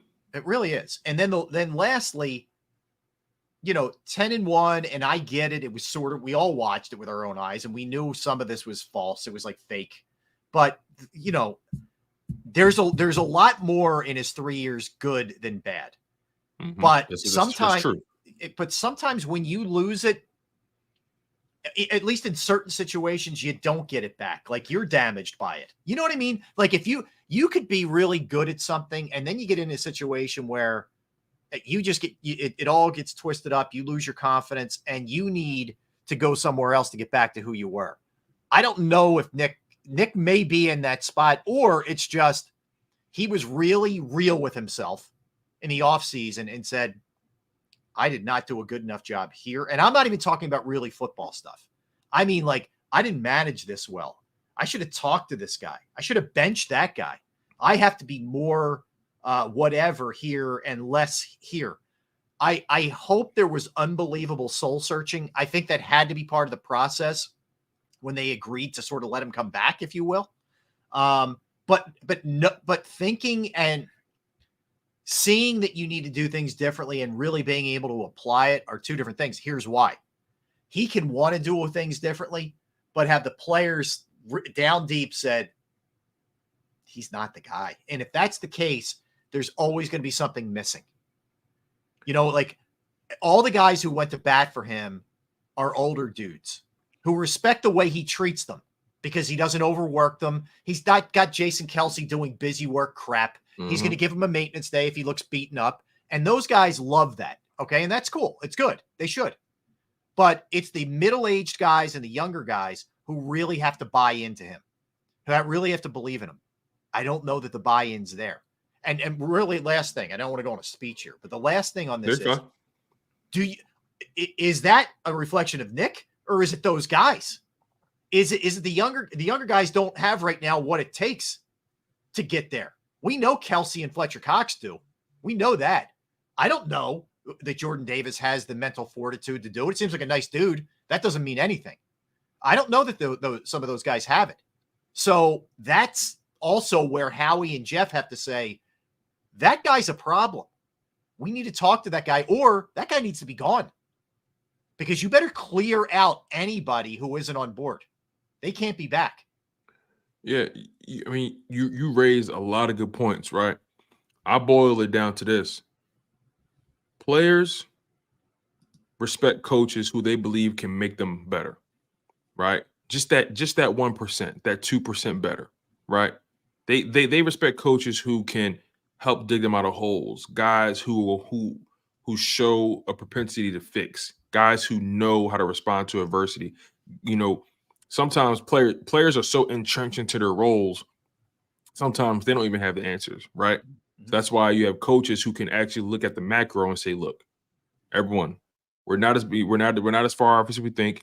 This is what we have to do, right? And not once do that, because again, let's think about this. This wasn't just a 2, 3, 4 game skid. This was an 8-week. This is half the season. Yep. This was an 8. Yeah, you're right. That's a good point. It's a half a season. Yep. This was an 8-week. You can't the playoffs. Collapse. 100%. Yep. 8-week collapse. Let's really think about that. We watched this team. We as fans, we watched it in slow motion. We watched this team just fall and stumble. It was it was literally a slow death, a slow burn. It was death by 1,000 paper cuts, and not once could Nick Sirianni find an answer. Not once did he adjust his approach on offense. Not once did he shake things up. Players see that. Yeah. Players notice that. Again, this was an 8-week skid. I know what I think. I think this front office, they saw what was going on, and they said to themselves, he can't handle it. He can't fix it. Correct. He does not have the answers. Because if he did, we would have saw something. We would have saw something change. Mm-hmm. We would have saw something shake. I don't think those players believe in him. I definitely don't think the front office believes in him. I personally believe the front office allowed him to run this back because they don't want to deal with the PR nightmare of offing 2 head coaches with winning records. Getting rid of a head coach with a winning record of 60% or more, and getting rid of a Super Bowl winning head coach within the past 5 seasons. The Eagles don't want that pressure. No, and just being they don't want to labeled have the answer team, to that. Yeah, being labeled that team that you're just running guys in and out. Exactly. Every year. I firmly believe if he's in fact there because they don't want to deal with the PR nightmare. I believe that. If you're right, that is terrible decision making. Honestly, because think about it. Think about it. He was everything went so bad. You felt the need to fire everybody except for him. Yeah. Make that make sense. If he was so bad, here's how. If everything was so bad, why not just X him out and just say, look, everything was terrible. We realized he really wasn't the guy and we're moving on. I can respect that move. That's the courage of your convictions. Yeah. But when you half-step it, when you straddle the fence like this, now I feel like you have ulterior motives behind it. Well, let me give you 2 thoughts off of that. One, the only way that it makes sense is if Jeffrey and Howie were the ones who wanted those guys as assistant coaches. Okay. If they were their hires, so to speak. I'm not saying Nick didn't have input, but if they look at it and they're like, man, we saddled this guy with 2 stiffs. Maybe he deserves another opportunity. I'm just giving you like a devil's advocate. Okay. No, that's reasonable. Right. That's very reasonable because I mean the rumors since he's been here is that he doesn't really have as much control as we think or as much as they portray him to have. You know, they love parading, you know, Nick's decisions. Oh yeah, Nick, you know, Nick decided the Sean Desai thing, and you know, Nick decided on this coach or that. They love parading him around as if he's a chief decision maker when we know he's not. So maybe you're right. I think that's a reasonable retort to what I'm saying. So I don't think that's off base at all. It's very plausible. The only thing I would say also off of that is if I want to go back to your thought of they just didn't want the PR nightmare. The problem with that kind of thinking is, man, if this blows up this year, the PR pushback that you're going to get off of the way this year being bad is way worse than if you just recognized the problem and made a change right away, even if it was unpopular at the time. You know what I mean? Like it's very short-sighted that you're worried about a pushback publicly, because what you're going to get this year is going to be 1,000 times worse. Here's what I'll say to that. Here's what I'll say to that, right? Yeah. I don't know if I would say 1,000 times worse, but I will say this. You would have took your medicine earlier than having to take it later if you would have got him out of the building quicker. You know what I mean? You would have pulled you would have pulled the Band-Aid off quicker.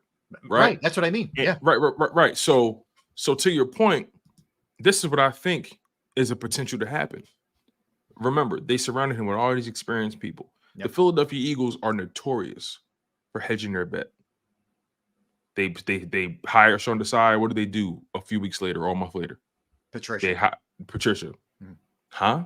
The moment they did that, I thought to myself, are you hedging your bet? That's the first thing I thought about. Yeah. So that was that. So again, they've shown the propensity to always hedge their bet. Remember, Jalen Hurts after year 1 as a starter, it was mediocre. Let's be honest. Jalen Hurts had a mediocre rookie season, not rookie, but a mediocre first year starting. He wasn't awful, but he wasn't great either. You remember that year they had 2 first-round picks. Yeah. And they were ready to empty the tank on Russell Wilson. Mm-hmm. It's documented that they tried to make a play for him. They tried to make a play for Deshaun Watson. It's documented. Obviously, Russell Wilson vetoed the move, and Deshaun Watson went to Cleveland because they gave him a fully guaranteed contract. So they were, again, hedging their bets, right? I wouldn't be surprised if the reason they brought in a guy like Vic Fangio with all their experience, bringing in a guy like Kellen Moore, a guy that they've actually interviewed in 2021 when they brought in Nick Sirianni. Yep. They interviewed him too. I wouldn't be surprised if things start off slow, or if this team starts off with a 3-4 record, or a 2-5 record, however you want to slice it. If they start off, if come week 8 or week 7 they're under 500, I wouldn't be surprised if they X Nick Sirianni out, they elevate Kellen Moore to be the interim head coach. Yeah. And then they can ride through the season with that staff still. You can justify the fire then. And then you make Kellen Moore your full-time head coach. That way you don't have to get rid of your entire staff completely. That's their easiest path out of Nick Sirianni if things go south. Because you can justify that. You can make sense of that. I can see what you're I'm picking up what you're putting down, man. Yeah, and look, this is me putting my tinfoil hat on. So I get you. But so on top of the coaching part of it, which is a lot, potentially 10 different players. So 3 on the offensive side. You could have a change at center, which means you're gonna have a change at guard. And you could potentially have a change at running back. So there's 3 positions right there. And wide receiver 3. True. Yeah. If you consider 3 wide out starters, true. That's true. You could have 4. Yeah. Depending on if you're, most teams operate out of 11 personnel. Yeah. So that's 3 wide receivers, 1 tight end, 1 running back. Right. So, yeah. You could also have 7 on the defensive side.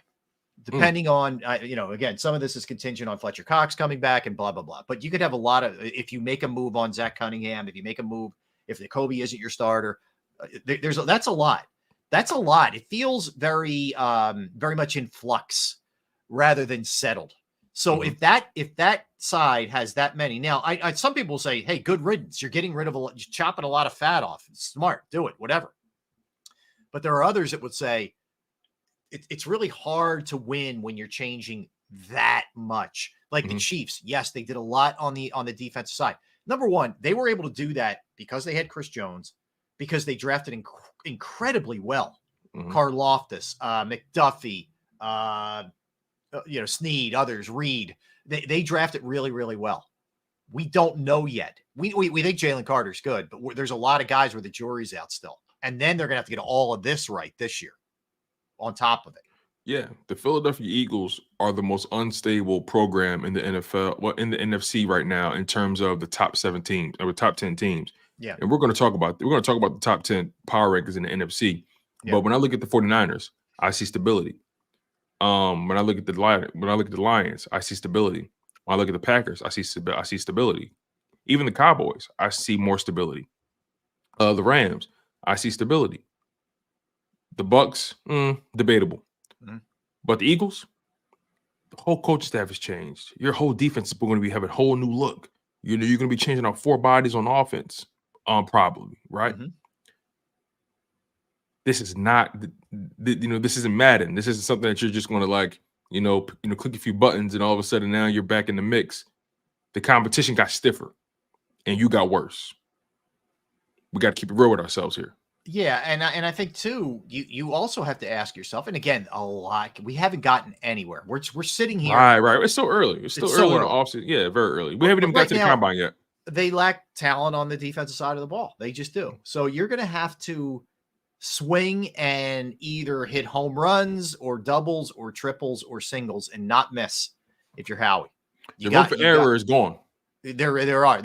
And you're not in a depth mode thing. Like you could use a second rounder on Tyler Steen last year. You could use a second rounder on Cam Jurgens the year before that. Okay, that's fine. You kind of loaded at other places. You're not loaded anymore. Yeah. These are guys who you're going to draft and they're come right in and play. Yeah. You need guys that can be impact players right away. And Matt Lombardo said something really key. Through all the turbulence that we're talking about, right? Through all the coaching turnover, all the roster turnover, if Jalen Hurts comes back and is sharp, all of this can be a smoother ride than we anticipated. Oh, he covers up a lot of words. Jalen Hurts is deodorant next year. He has to. Yeah. It has to be the ultimate deodorant. If your defense is mediocre, which I actually wouldn't, I'd be okay if they were mediocre. I'm telling you the truth. They weren't mediocre last year. They were worse than that. Way below mediocre. Right. Your defense is mediocre, and then the offense is really high functioning. Yeah, you can win in the league that way. You can. Now, I think, will it get to you once you get deeper into the playoffs? That's where I think it could end up biting you. But you could see them have a successful offseason if Jalen's right, if they're right with that. And that might be the way they're thinking. Like they're savvy enough, I think, front office wise, to know, look, we need a lot on defense. Let's get a couple of these right, start chipping away at it, and within 2 years we can sort of retool this thing. But what we know we have with the quarterback and the receivers and and the line is we could be good on offense again with the right guy. Yeah. Jalen Hurts has to come back sharp. It's no ifs, ands, or buts, or maybe he has to come back sharp. He has to. Mm-hmm. This is something it's death, taxes, and Jalen Hurts. It has to be guaranteed. Yeah. He has to come back sharper than ever. Because if he comes back sharp, like you said, it can cover up a lot of warts. And it can carry you through the season. If he's on, then it'll make fixing this thing way smoother, because the last thing you have to worry about is, okay, my offense is going to continue to have a flow. They're going to continue to put up points. Can my defense become opportunistic and make plays here and there, right? Can they get a takeaway there? Can they make a couple plays? Jalen Hurts, and I know I'm repeating it, but it's so imperative that Jalen Hurts comes back better than ever. Yeah. He has to. I was thinking about this because I saw a PFF rate. Jordan Mailata, I think, graded out like unbelievably high last year. Yeah, top 3 tackle, three. and that was only behind Trent Williams and Penny Sewell. Both got, Trent Williams was a first-team All-Pro left tackle. Penny Sewell, first-team All-Pro right tackle, and then Mailata's right behind those guys. All right, so you think about that. So you have a premier left tackle. Mm-hmm. You have Landon Dickerson, who's been a 2-time Pro Bowler in his 3 years so far. Another guy that's going to have to get paid soon too, which we don't talk about very much. But you have those two guys. You still have Lane Johnson, arguably the best right tackle in football. Even if Kelsey leaves, and I know there's going to be transition with Juergens, and there's going to be Steen, I think, ultimately is your other guard. It's still a really good line. Yeah, you could do a lot worse. You could do a lot worse. But that middle, the gut, that's the last thing. Quarterbacks hate when the middle of the pocket collapse. Yeah, the pressure up the middle, any quarterback will tell you, is the hardest kind of pressure. Exactly. So losing, if you lose Kelsey, okay, Juergens moves over, and then can Tyler Steen step in? I mean, you have questions. I mean, Cam Juergens has starting experience, but we haven't seen him as our center quite yet. We saw him in a couple of preseason games, but and that seems more like a natural position for him. But overall, like you said, Mailata, Landon Dickerson, Lane Johnson right there, who they're going to have to start to consider thinking about the future beyond him. It's not going to be the worst offensive line, but it's not going to be the best. Mm-hmm. With those 3 guys, is it still a top 10 O-line? I would say so with those 3 guys. I definitely say top 10. Yeah. But top 5, we may have to debate it. If you lose Kelsey and then you move Juergens, and you got to figure out right guard. Yeah. And this is also where, you know what you have at receiver, but you don't have enough at receiver. In other words, you got to add to that position. You got to add to the backup tight end. The thing is, there's no depth there at all. You got to, but you're going to have to prioritize, because there's so much needed on the defensive side of the ball. At what point, where do you start in terms of whether it's draft or free agents? How much of a priority is it money-wise to start getting some of the depth there? These are all the things. Another thing that Howie's going to have to parse out, and I'm sure they're in the process of doing so. But how do you prioritize that if you have so many glaring needs right now in terms of starters? Mm-hmm. That's why I'm really curious to see how this thing goes. Once free agency passes, I'm going to be able to really kind of think a little more clearer. But as of right now, man, I don't know what the first move is going to be. But actually, the first move has been made. They brought in some guy, Julian. Julian Okora. Brought him in. He's just a guy as of right now. No major impact, even on the team he was on.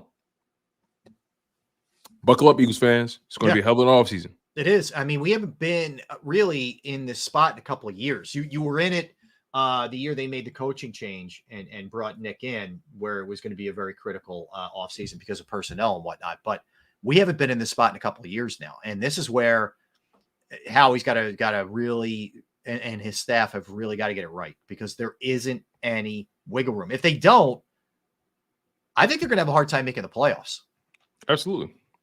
Absolutely. You know, and that's where it's at. All right. So we'll come back. We're going to run through a bunch of different things. Flyers, Sixers, baseball as well. Then we have our NFL segment. In the NFL segment, we will do our NFC power rankings. And then we're going to kind of jump around a little bit in the last segment with a bunch of different things that we usually do to kind of close it out. And in part, must-watch player in each sport, non-Philadelphia. Who are the guys that if you're flipping around that you're going to stay if X is playing in their sport? All right, we'll do that in the last segment. But like I said, a lot of Flyers, Sixers, Phillies when we come back. All right, let's talk about Pro Action Restoration. Pro Action Restoration is the place you turn to if your home, your property, or your business goes through the pain and the inconvenience of water, fire, smoke, mold damage. You know how trying that can be, right? And they are the people that can handle it. The beauty is Pro Action Restoration is on call 24 hours, 7 days a week to assist. I went through it. I had some water damage in the house. And the first thing they did was they got out here quickly. They recognized the problem. They fixed the problem so it wouldn't occur again. And then they went about taking care of the damage. And they worked in conjunction with my insurance company, which was great. It was such a relief. It was one less headache in a very stressful situation. Pro Action Restoration is licensed, bonded, fully insured, serving the tri-state area for more than 2 decades. Pro Action will work in conjunction with the insurance company, as I mentioned, and they handle everything: water, fire, smoke damage, mold remediation, even beyond. They can handle it. Give them a call, 610-623-3760, 610-623-3760, or online at proactionrestoration.com. That's proactionrestoration.com. Go to get your game on. Go for the beers. Go for the cheers. Go for the hit and the hits. Go for the stakes and the stakes. Go to get your parlay on. Go to get your party on. Go for the scene. Go for the screens. Go for the gallery. Go for the win. Go to Ocean. Visit theoceanac.com to plan your visit.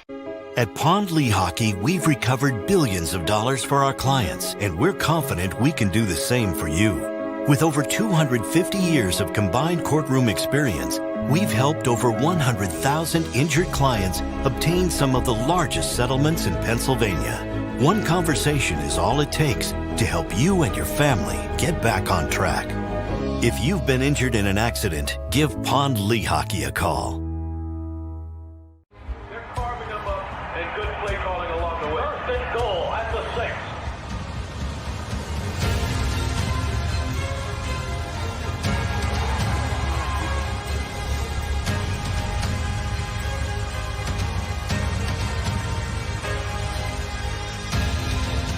Field of life, First Trust Bank is there for you. Champions on 3. 1, 2, 3. Because Philadelphia dreams deserve a Philadelphia bank.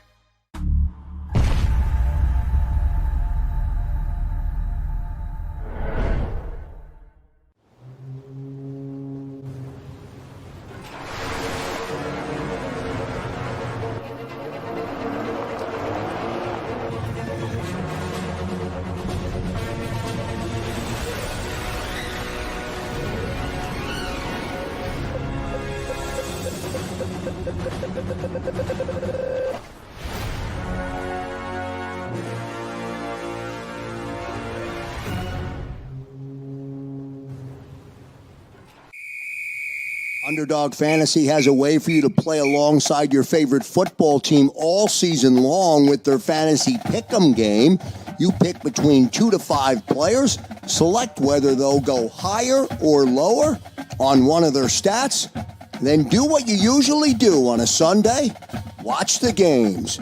You can win up to 20 times your money in a single game by going 5 for 5. It's a fantasy game, and the Sports Betting Show wants you to get involved. Go to UnderdogFantasy.com. When you sign up, use the promo code WIN, and Underdog will double your first deposit up to $100. That's UnderdogFantasy.com. Use the promo code WIN.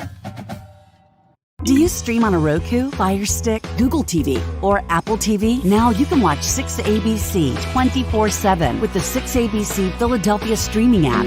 For the big story on Action News, Search 6ABC Philadelphia and start streaming today. EAGLES. Eagles.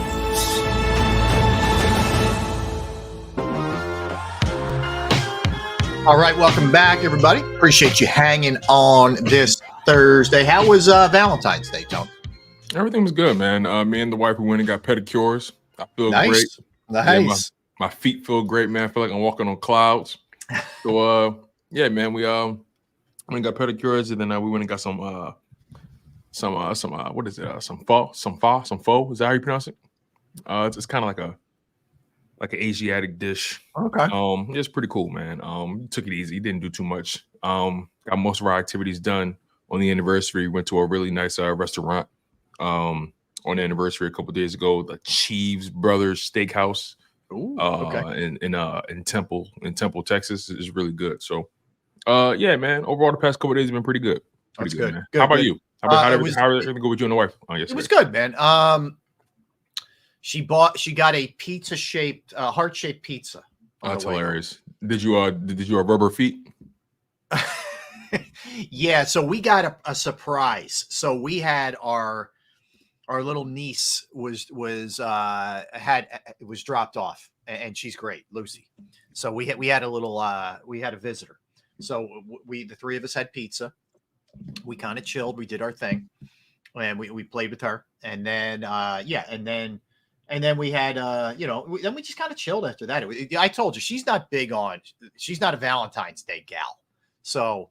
But I made sure that, she knew how appreciated she was. So I did that. I did my husbandly duty. That's a thing. All right. You did the dishes and everything? I'll always, dude. I am very domesticated. Wash dishes, whatever. Same, it takes, man. Same, man. Very domesticated. I cook. First of all, I do all kind of stuff. that stuff's easy. Like, what are Very we talking much. about? Drop some stuff in the washer very, and go do whatever you got to do in the meantime. Like, very people easy. make a big deal out of that stuff. It's nothing. Yeah, it's very easy. All right, Flyers wise. So a couple things of interest, Tone. They have named Sean Couturier the 20th captain of the franchise. He's in his 12th year with the Flyers. Good story. It took him about 2 years to come back from 2 different surgeries, 22 months, in fact, from 2 back surgeries. And he's back and he's playing really, really well. They haven't had a captain since Claude Giroux was here before he got traded in the 2022 season. But he is a very worthy guy. He's not a super outspoken guy, but he's a lead by example, grinder, good guy, good in the room, as they say, all that stuff. So it tells you he's not getting moved at the trade. That's the first thing I was going to ask you. I mean, that changes, what we maybe initially thought about their trade deadline plans. Yeah, he will not be one of them who is going anywhere. All right, so there's that component to it. The other interesting thing is they have a game tonight against Toronto at Toronto, but this kind of snuck up on, I think, a lot of folks. I remember that this was on the schedule early, and then I forgot about it too. But they have an outdoor game on Saturday. They play at MetLife Stadium where the Giants play and the Jets against the Devils at night. That's gonna be pretty cool watching that in the dark and under the lights. Yeah, for sure. I've never been to a hockey event, but going to one outside just sounds dope. It's gonna be freezing, but it just sounds like a good time. So bring your hot cocoa, bring your hand warmers, bring all that. But that was, the Winter Classic idea, which is now, probably 10, 15 years old, whatever, was one of the true good new things done in sports. Most of the stuff is recycled and it's not all that unique. This one was a winner, from the jump. It's really done well for the game. You know what I think the NBA needs to do? They need to adopt something similar. I would love to see an NBA game outside. Yeah. Playing like California somewhere or something. Yeah, somewhere where the weather is pretty predictable. And the wind isn't insane. I think that would be really cool. It would be cool. Remember, what's that? Is it Iowa where Caitlin Clark plays? Is that what it is? Iowa? Oh, that was awesome. Yeah, they played an outdoor game. They played an outdoor game, and it worked out. It was pretty cool. So Yeah. I would Well, love. you know I who would does love, that too? In college basketball, in the beginning of the year, they play the game on a carrier, a naval carrier. Oh yeah, I heard about that. Michigan State. It's usually Michigan State and somebody else. I forget who the other team is off the top of my head. But anyway, that's a pretty neat. And in San Diego, that's a pretty neat thing that they do. Yeah, as man. well. The NBA needs to, or maybe as a trial, maybe they host the All-Star game one time outside. It'll bring back that park blacktop energy. Yeah, Rucker Park, man, in New York. All right, so there's that. Then let's go to the Sixers. They played last night against the Heat. They lost. Both teams were kind of shorthanded. The Heat were without Jimmy Butler. The Sixers were more shorthanded than the Heat, but both teams were down a few guys. It was a back-and-forth game, really pretty close most of the night. And the Sixers ended up losing 109-104. Maxey played well. Hield played well. A couple of guys struggled from the field. Cameron Payne struggled from the field. Oubre struggled from the field. The thing that really stood out to me was late in the game when they had to get a defensive rebound. They didn't. Too many extra chances, man, for the Heat last night. Jaime Jaquez hurt them. Adebayo had a couple big rebounds. It was one of those deals where it was just basic sort of box out stuff, and they just didn't do it. Yeah. Look, I think they need this break. The guys need to get healthy. Yeah. And look, you don't have your best player. We knew this team was going to struggle big time. They made some moves to supplement in the interim, but overall they don't have enough. And they're going to regularly be competing in that 4th, 5th, 6th seed, maybe 7th seed area. Oh yeah, no, I think so too. I mean, the good news is, and this was according to Nick Nurse, he feels like a couple of those guys like Melton and Tobias are getting really close, meaning he thinks they're going to have them back potentially after the All-Star break. That is going to be very interesting too. Like to see what I know Embiid's not going to be there yet, but to see what it looks like with Maxey and Hield and Tobias, and Melton, pretty close to what it's going to be in terms of the guys who are going to get real rotational minutes. Mm-hmm. How well that they can play and hold up, and how much those guys get used to one another, before Joel comes back. Yeah, it's going to be a ramp up period for a lot of these guys, especially Melton. Man, he's been out of action for a while, so he's going to have to get that win back. They're going to make the playoffs. I think so too. I know things are a little meek. They're going to be at least in the play-in. Yeah, they're definitely. I think they're going to make the playoffs for sure. When it comes to the playoffs, what we always say: get out of the second round. And as of right now, that's looking bleak. But when Joel B comes back and everyone's full go, then we'll be able to get a proper sense of how far this team can go. I mean, I look at it from this standpoint. Like, who's is Boston unbeatable? Like, who's great? I don't know that anybody. Milwaukee is flawed. Milwaukee's very flawed. Boston is head and shoulders ahead of everybody, though. They're like 6-7 games in they're the 6 up. Yeah, they're 6 up on actually on Cleveland. Milwaukee's in 3rd now. They've been bad with didn't they beat who did they beat last night by 50? The Celtics won by 50 last night. Without Jaylen Brown. Who was it? It was who was it last night? Hold on. I'm gonna pull it up. It was the Nets. Yeah. I mean, the Nets are terrible, but 136-86. That's insane. That is frightening, man. Yeah. That's insane. And what is Ben Simmons still? What happened now? He's not playing, right? Did he play last night? No, I don't know. Let me check because this dude is a clown. No, I'm looking at the box score. He didn't. Oh, okay. Yeah, he didn't play. Of course he did. Yeah, you're right. But they were without Jaylen Brown. Sam Hauser got the start. Jeez, man. Payton Pritchard went off 28 points, 11 for 16. Jeez. Yeah, he had a big game. They got a lot of contributions. Derek White was really good, 27. Porzingis, whatever. But yeah, I mean, that's two things. One, Boston is really good, and the Nets suck. And I know there are some Sixers fans that are holding out hope in the offseason that they could maybe get their hands on Mikal Bridges. I don't know, man. If you're the Nets, are you moving that guy? Like, that's all they have. They're not You don't moving have him. him. He's over Yeah. half. They're not moving him. I'm with you. I don't think You think they're going to hitch their wagon to Ben Simmons?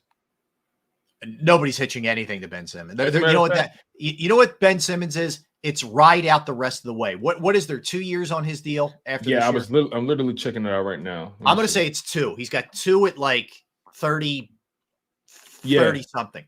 Yeah, you're right. He has 2 years left on the deal if you're including this current season. Oh, so only one more after this year? Yes, he'll be a free agent in 2025 at the age of 29.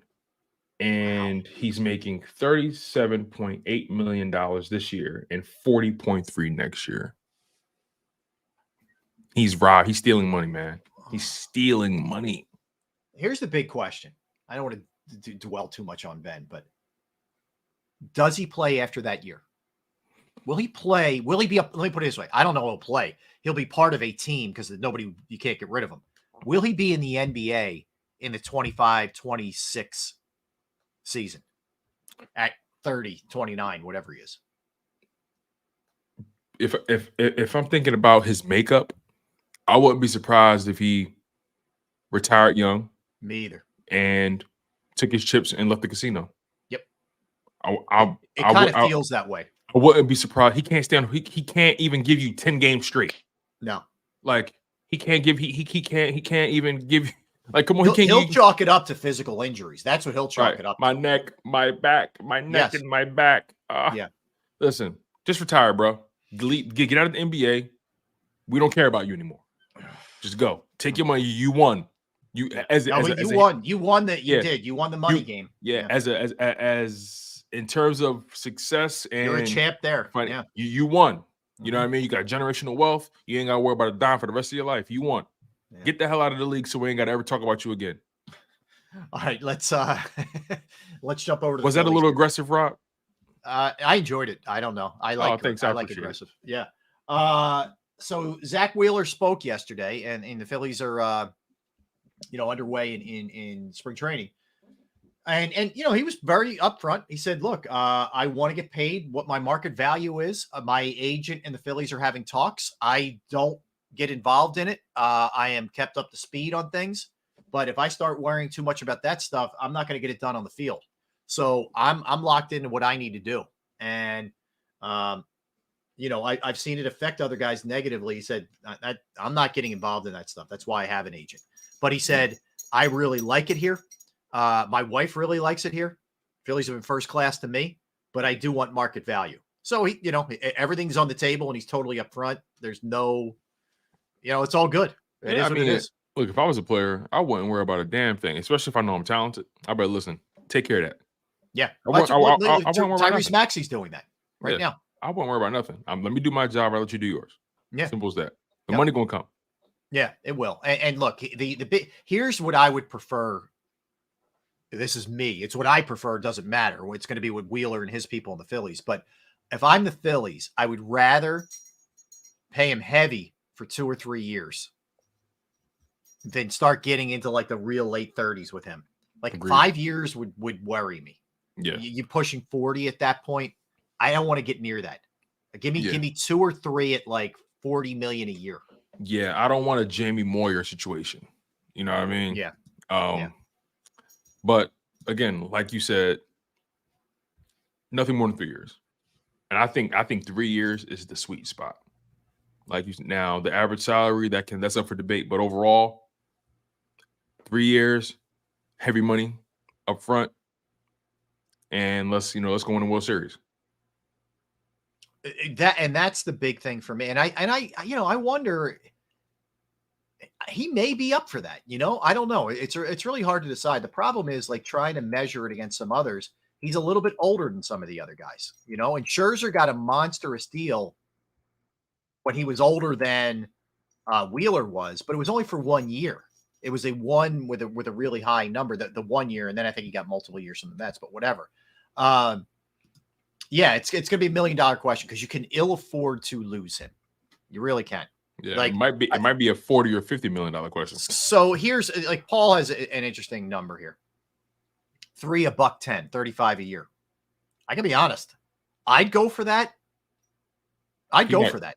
Yeah, he might want 40. I think he's going to be pushing for 40. He might want 40. Yeah.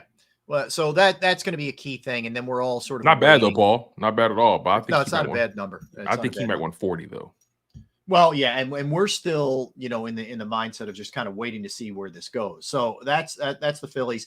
Tone alluded to an Eagles move a little bit earlier, if you want to call it that. So they add a player. He played 4 years with the Lions, Julian Akara, who was an edge rusher who has battled some injuries. He was a good player at Notre Dame back in the day, and averaged about 2 sacks per season in Detroit. So he's a guy who they bring in.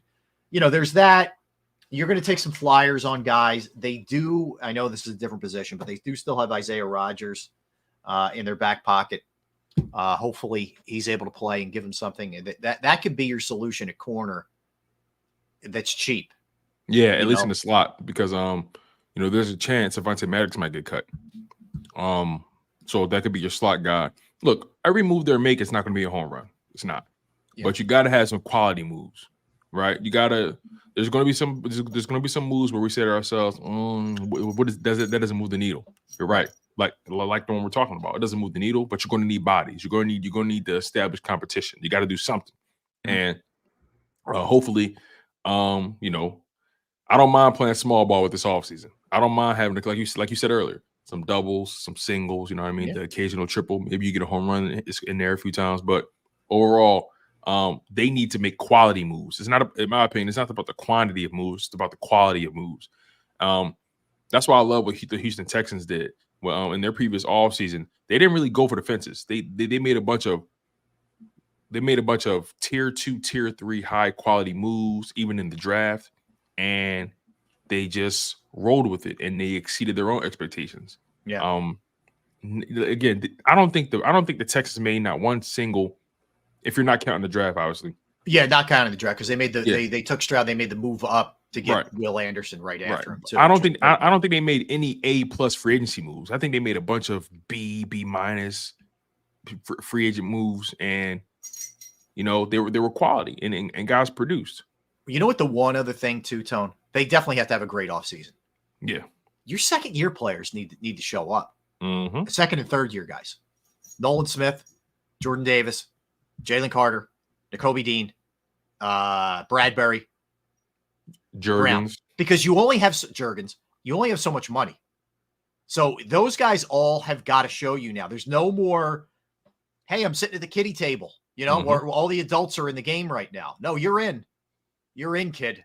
So all of those guys now need to show you what they're made of and take steps, Absolutely. Davis and Dean, Juergens, I'm trying to think who else was in that draft, but they're all entering year 3 in the NFL. Blankenship. Well, he wasn't drafted, but what I mean. He's right. Yeah. Listen, you guys are young veterans now. You guys know the score. You know what's expected. Step your weight up. It's just that simple. And you're simply put, you're going to get more reps. You're definitely going to get more reps. Is going to get opportunity. We're not. Let me put it this way, Tone. You and I are going to sit here a year from now and say, "Well, what do you expect? Nolan Smith hardly played." No, unless he sucks really bad, he's playing a lot. Mm-hmm. I agree. Barring injury. Definitely. Nolan Smith has a lot on his plate this year, and look, he has the mentality of a worker. He made that very clear. He's got a great attitude. You ever been around the guy? I mean, he's a joy to be around. But as Jordan Davis is a really nice dude, but that's all well and good. You got to play. Right. This ain't about being a nice guy. I need some dogs out there. No pun intended. Right. Yeah, you do. And I think, again, if you're asking me of any of the guys who were going into their second or third year, it's Jalen Carter. If you had to rank them, I'd go Carter 1. You mean as far as like talent and production and just faith, your faith. Oh, confidence in that player. Got faith. Got you. I go Carter 1. Man, I might go Sidney Brown too. Problem is, I don't know how he's going to respond off of that knee. Even with the ACL. Interesting. Who would you go to? Your choices are like Nolan Smith, Jordan Davis, Blankenship, Nakobe Dean, out of that whole group, who's 2 after Carter? Oh man, that's a good question. Look, I'm not even like against you saying Sidney Brown. It's it just shows it just shows how we see Jordan Davis. He shouldn't be number 2 coming off that knee. He should. Right. He should be number 4. But it just tells you it just shows you clearly how we see Jordan Davis and Nakobe Dean. Yeah. And how little we know about Nolan Smith. Yeah.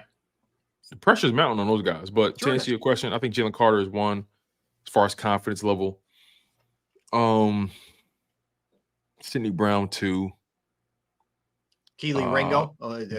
Jordan Davis 3.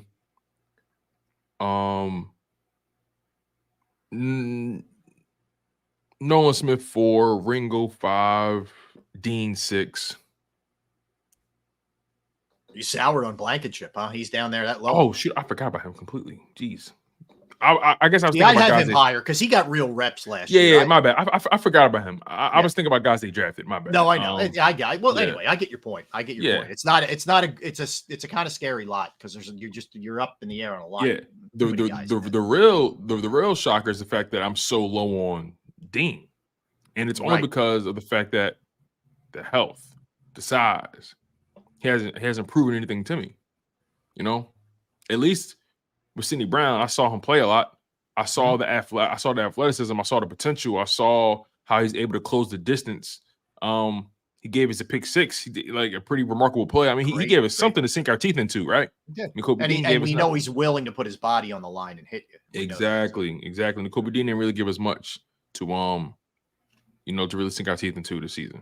All right, let's come back. NFL talk. A lot to dive into. Steve Wilks gets fired with the 49ers. We'll update you on a couple other things.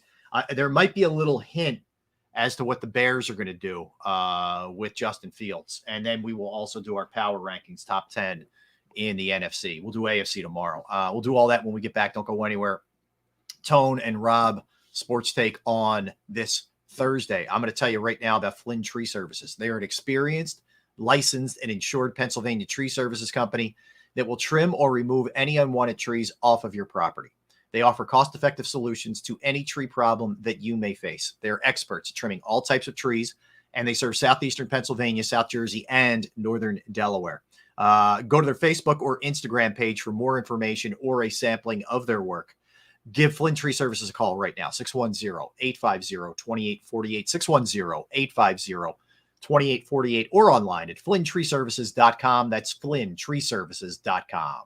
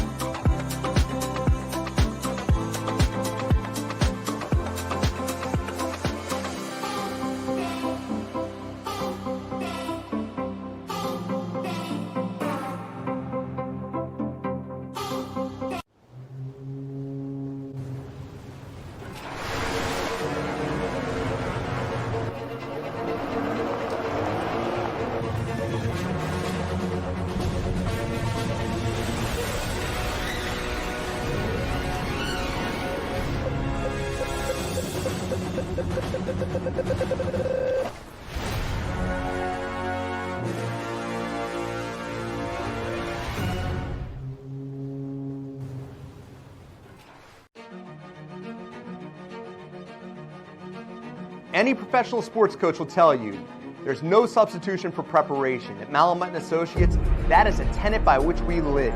We prepare from day one for victory. Anything less is not acceptable. Go passionately. Go fearlessly. Go confidently. Go Birds! Go confidently towards your goals with First Trust, Philly's hometown bank for nearly 90 years, and the official bank of the Philadelphia Eagles. We're focused on getting you over the goal line. So go with conviction, go with trust, Go Birds! and go forward with us by your side. First Trust Bank, the official bank of Philadelphia dreams. Oh, and go Birds. Underdog Fantasy has a way for you to play alongside your favorite football team all season long with their fantasy pick'em game. You pick between 2 to 5 players, select whether they'll go higher or lower on one of their stats, then do what you usually do on a Sunday. Watch the games. You can win up to 20 times your money in a single game by going 5 for 5. It's a fantasy game, and the Sports Betting Show wants you to get involved. Go to UnderdogFantasy.com. When you sign up, use the promo code WIN, and Underdog will double your first deposit up to $100. That's UnderdogFantasy.com. Use the promo code WIN.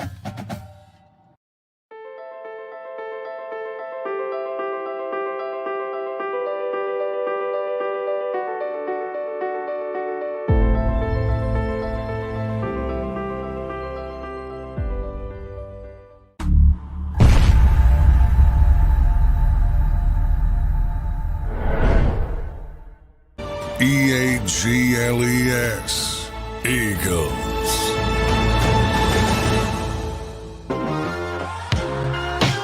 Hey, welcome back, friends. We are Sports Take, JAKIB Sports YouTube Network. That's Tone.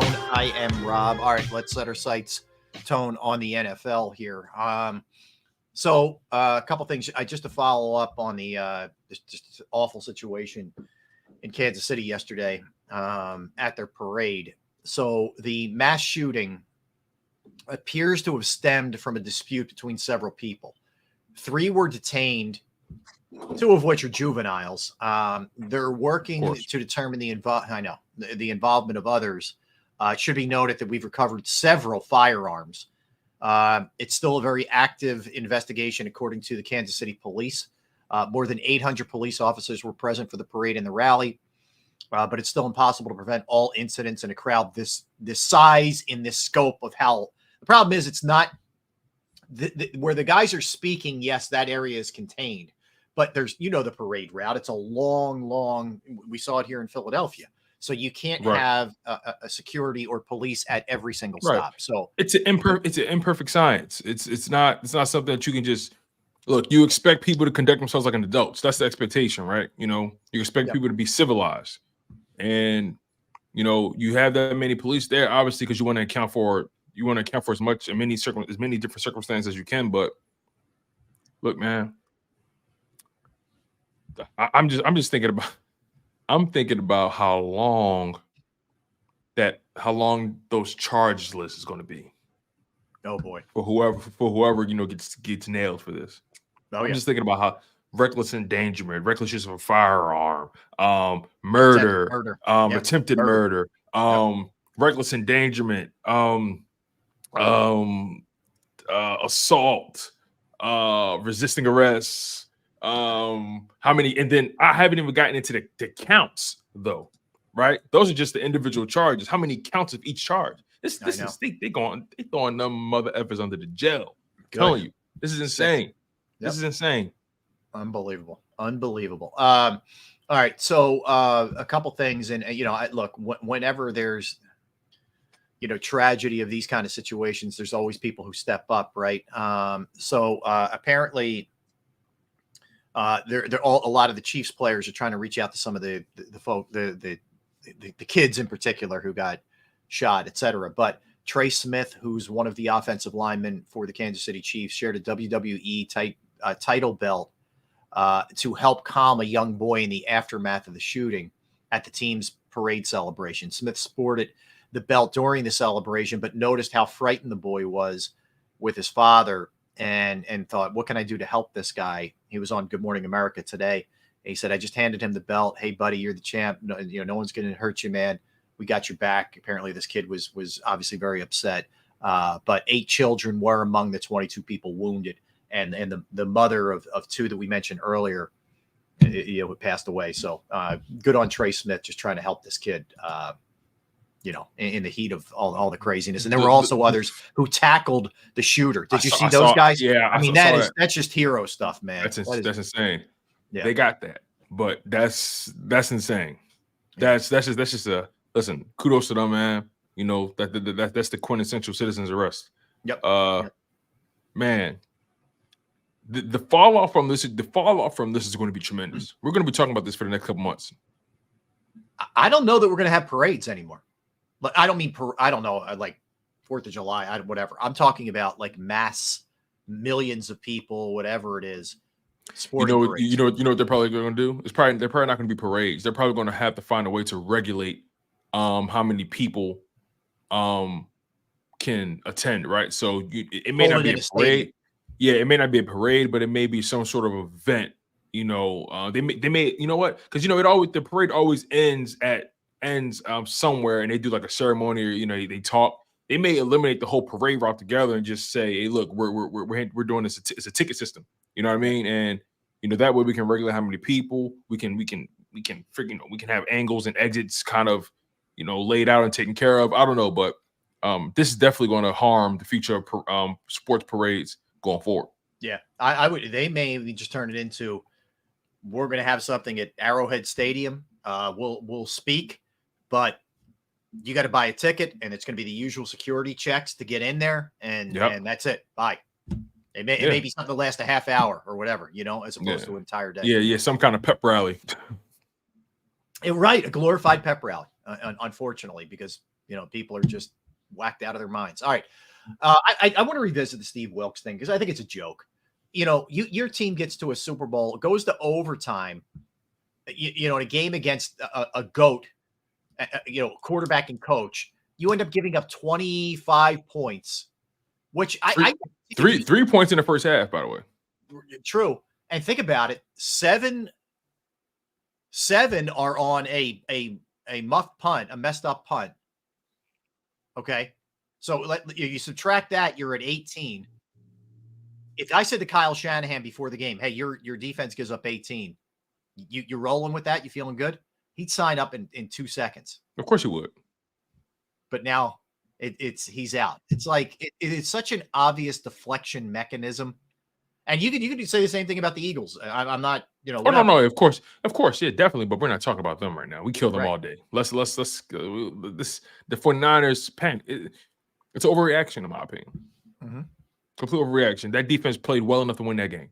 The offense didn't play well enough. Where was Deebo Samuel? Where was George Kittle? Where was Brandon Ayuk? Brock Purdy didn't hurt them, but he also didn't play as well as he played all year. Right. Only person that showed up was Christian McCaffrey. Your offensive line was lackluster down the stretch with penalties and so on and so forth. I mean, really? Yeah. Steve Wilkes is the reason you lost that game? Mm-hmm. Who underachieved? The defense or the offense? Yeah. I see the offense. I would agree. This look, they gave up. I know some of the metrics that people use, they certainly stepped down, and they had their moments where they struggled against the run and all those kind of things. I get it. And I don't think that they felt like there was as much cohesion between their D line and some of the guys on the back end, whatever. But hold on, time's out, Rob. I'm sorry. Yeah. They were cohesive enough to hold the Chiefs to 3 points in the first half. And cohesive to really give up 18 on their own merit. Where was the cohesion in the blocking schemes when Brock Purdy was getting lit up in those blitzes? Where was the cohesion there? Where was the cohesion between Brock Purdy and Deebo Samuel? 11 targets, 3 catches. Maybe the Chiefs just dominated you in the second half. Maybe it's just that simple. Well, and that's the other part, right? You're playing the Chiefs. You ain't playing against a slouch. You weren't going to shut them down for 2 halves. Eventually, right. That's my point. Right. You weren't going to shut them down for 2 halves. The fact that you didn't take advantage of your opportunities to lay it on them in the first half, that's why you lost. There's no denying it. There's no denying it. He's had, I don't know Steve Wilkes personally. I've never met the guy, never been around the guy. I would just tell you, he's gotten the short end of the stick 3 different times. I think he got a year in Arizona. He took over the interim, right, for Matt Rule when he got bounced a couple of years ago. In Carolina, did a pretty solid job. Didn't get got the opportunity last year, and then this year he gets and they ended up firing Frank Reich midseason. Come on, man. Right. It's a mess. Yeah. Yep. So there's that. And that's, again, you just wonder, what do we not say? I would also think too, if you're making this move, you must have somebody in mind. Now, I'm not going to go as far. I thought Lombo threw an interesting, just a mind thought that, with Belichick. I don't think see Belichick's ego would not allow him to be a defensive coordinator. I do not see that. Yeah, I don't see that coming. Yeah, I don't really see it either. It's a fun think piece for sure, but I don't see that coming. Yeah. That's the smartest thing, honestly, Belichick could do is go be a human being on TV for a year. Be funny. And then come back and be a head coach. He can listen. He's gonna have an opportunity next year, and I think he'll be back in the league next year. Meaning not 24, but 25. Not this upcoming season, but the following 2025. I agree with you. I think he'll be coaching an NFL football team in 2025. Okay, as the head coach. Hot seats. I'm gonna go Robert Saleh, New York Jets, 100%. I'm gonna go. I can never say the Steelers are a hot seat. I'm not saying that because he's gonna get an extension, so I'm not going there.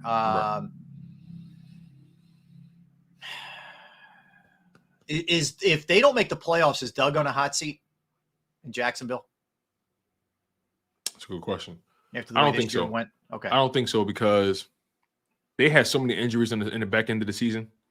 Trevor Lawrence was a shell of himself. Neck, back, hip, knee. You know what I mean? So I don't think Doug's in a hot seat at all. Besides, it's Jacksonville. He's the best coach they've had in the past 25 years. Okay. So let's go Jets. Let's go Giants. And Belichick has ties there. He coached there as an assistant for a very long time. Eagles. Who are you thinking? Yeah. Oh, Dallas. Yeah. Dallas. There's 4.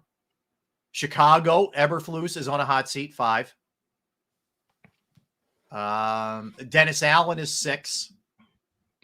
I'm surprised he's still there, honestly. I am too. It's probably it. I mean, but the thing is, we're not taking into account some team that just collapses that had high expectation too. Those are some pretty good jobs, though. Yeah, that we think are playoff ready that don't make the playoffs. Who could be out too? But there's 6 that are obvious, and glaring. Those are some pretty high. I still don't believe the Eagles would do it. I don't think the Eagles would do it. I don't think they would do it either. It's not in their DNA. They would never do that. I told you what the game plan is. I'm telling you, just keep an eye on it. If it's not Kellen Moore, it's gonna be Vic Fangio. Just keep your eye on it. It's gonna be one of those. If Nick Sirianni wets the bed, they're gonna hit the eject button before that season ends, and it's either gonna be Kellen Moore or Vic Fangio stepping up as the interim, and then they're going to get the full-time head coaching job. Just watch. That's interesting. It is. I like what you laid out, man. It is definitely another food for thought. You guys heard it from me first. So if it happens. That's right. Trademark that like everybody's now stealing my Kyle Shanahan, Andy Reid comp. Please lock it in, Tone. I'll defend you to the hilt with that one. For sure. I appreciate you, brother. All right. So the Bears have a new CEO who came from the Big Ten, but he's kind of running things. Tone, he went on to praise Justin Fields up and down. I don't know that that's happening if he isn't being kept, man. If they're not going to roll with him. Or they're trying to get his trade value up. Oh, yeah. Okay. All right, listen, man, these teams can say whatever they want. I pay attention to what they do. Yeah. I pay attention to the stroke of the pen, not the stroke of the mouth. Yeah. Okay. I got you. That's where I'm at with that. All right. Not saying he should. I'm not saying he should be moved. I think he deserves another shot. But also, I would, if I'm thinking about it from the player perspective, I want him to be in a more stable situation. I would love to see Justin Fields in Pittsburgh. Yes. That's my first choice for him. My second is Atlanta. I think Pittsburgh's swinging for the fence. I think Pittsburgh is going to go out of what they usually do. I think it's going to be Fields, maybe Russell Wilson, maybe Kirk Cousins, if they feel like they can get like 3 years out of him. You think Sierra will want to move to Pittsburgh?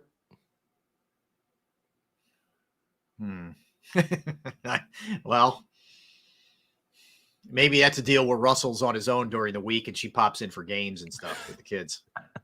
You know what I mean? I don't know. Hey, man. Hey, listen.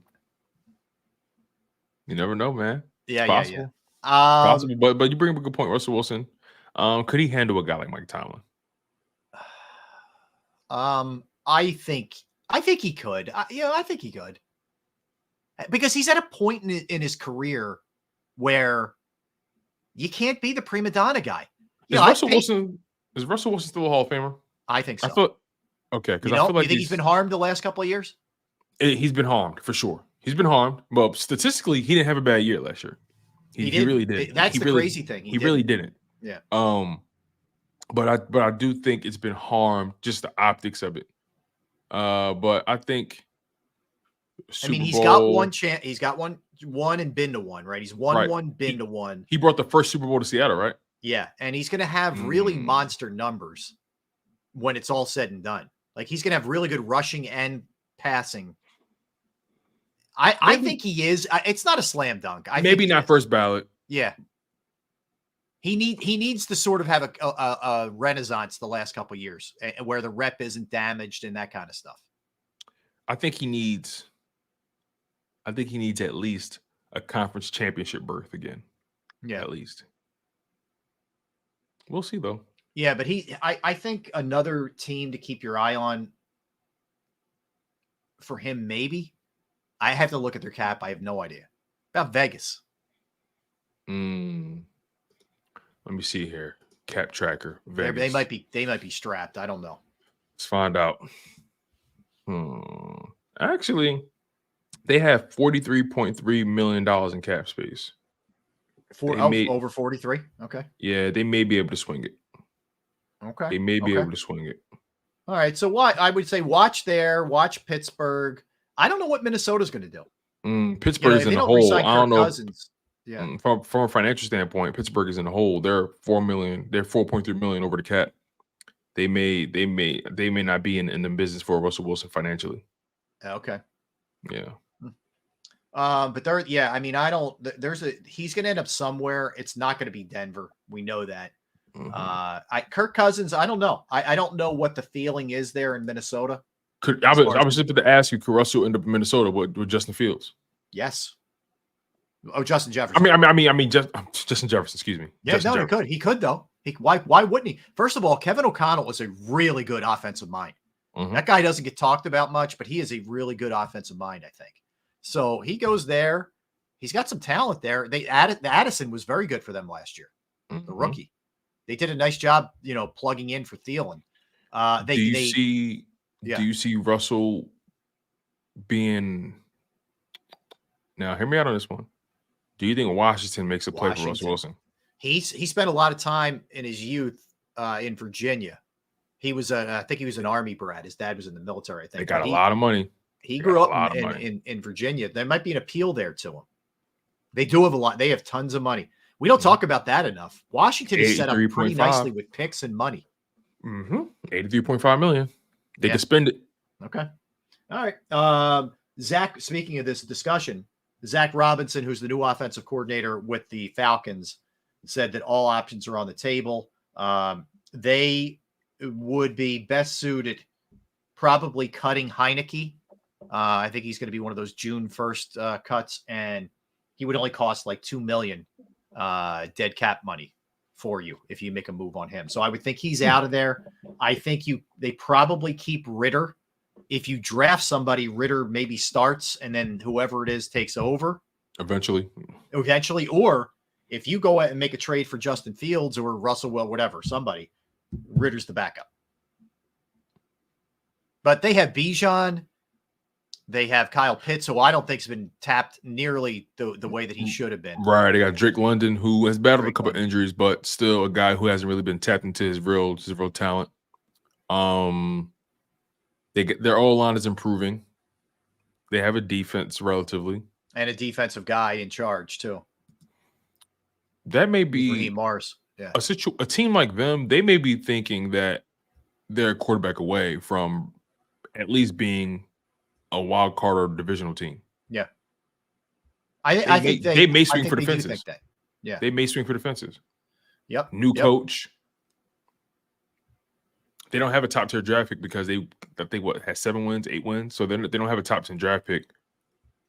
Yeah, they're just out of that. You're right. Yep. Yeah. So they may make a play for a Russell Wilson or a Justin Fields or somebody that they believe can make their offense more dynamic. Yeah. Agreed. Hey, how much will you watch? General question. How much will you watch this weekend NBA All-Star festivities, game, skills competitions? I'll tell you what I'll watch, what I'm interested in watching. I want to watch Steph and Sabrina. I know Wasco. I always mess up her name. I always, you guys know who we're talking about. I always mess it up. Sabrina, let's just go there. Right. I want to see how she does. I do. I mean, she's going against a monster with Steph, but I'll be interested in that. And I'm curious to know what's going to be the rules, like the distance, because the WNBA distance I think is a little shorter, right, than the and they NBA, right? and they use different basketballs as well. But. Right. The weighted, but I'm pretty sure they're going to give her the weighted ball for her. They're not going to give her the same ball. Yeah. That's something to think about.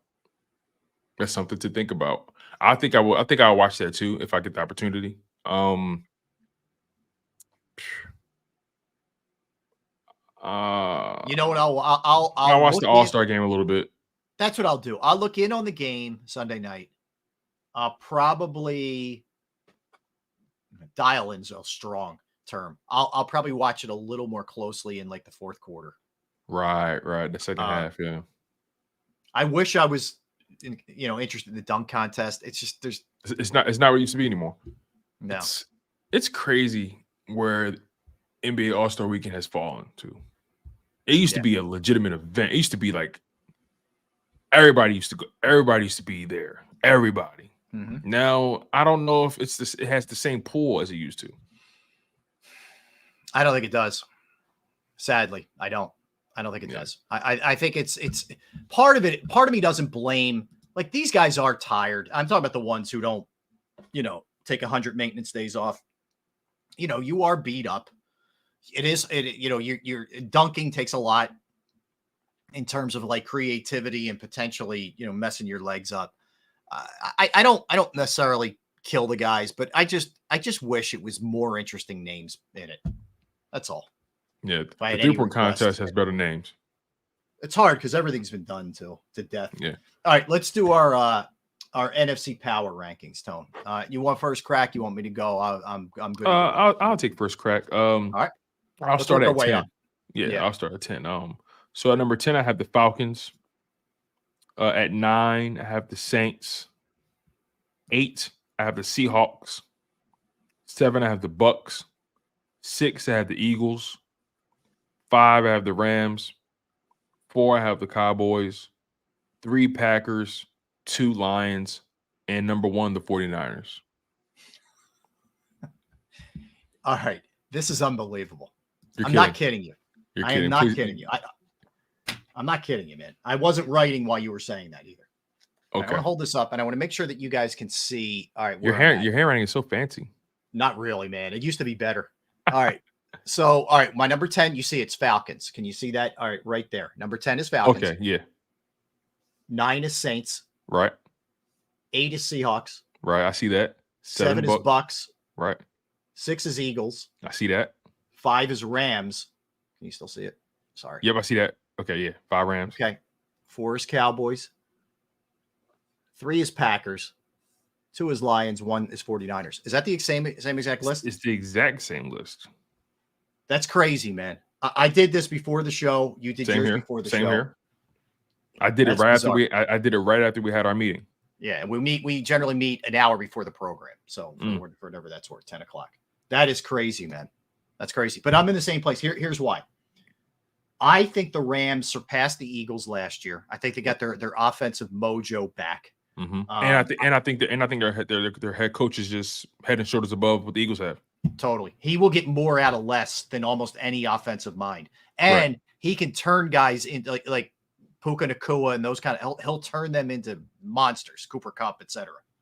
And I think if you could make a case for both of us, like if you had a beef with either one of us, having the Cowboys 4, I get where people will say, like, come on, man, like another playoff failure and you're still putting them at 4. That's fair. That's fair. I get it. But I think the Cowboys have more talent. That's always sort of been the case, but I do think they have more talent. You want to hear something interesting? Yeah. Listen to this. So, when the Eagles were 10-1, right? Yes. That was entering week 13, right? So, entering week 13, the Eagles were 10-1. Entering week 13, the Rams were 5-6. Yep. And by the end of the season, the Rams were 10-7, and the Eagles went 11-6.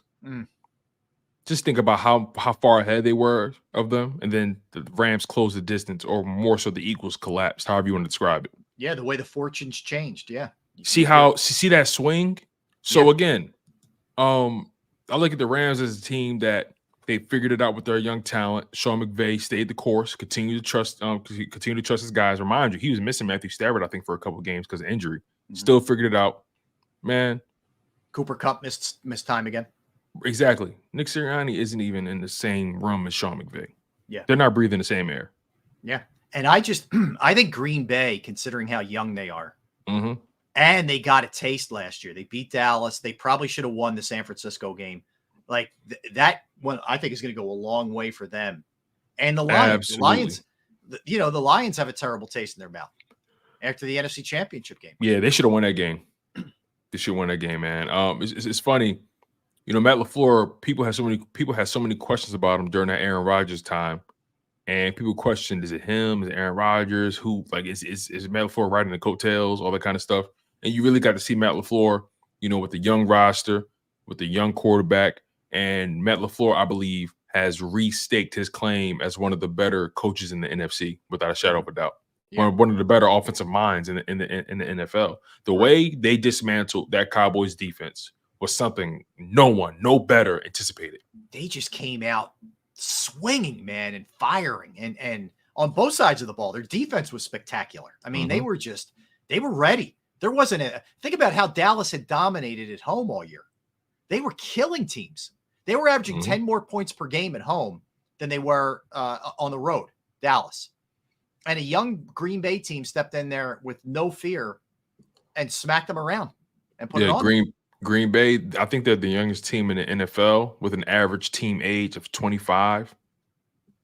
So yeah, it's now they don't have that much cap space entering this off season, but they kind of did all their big stuff. They kind of took care of everything they needed to take care of. I don't think they have any real major holes.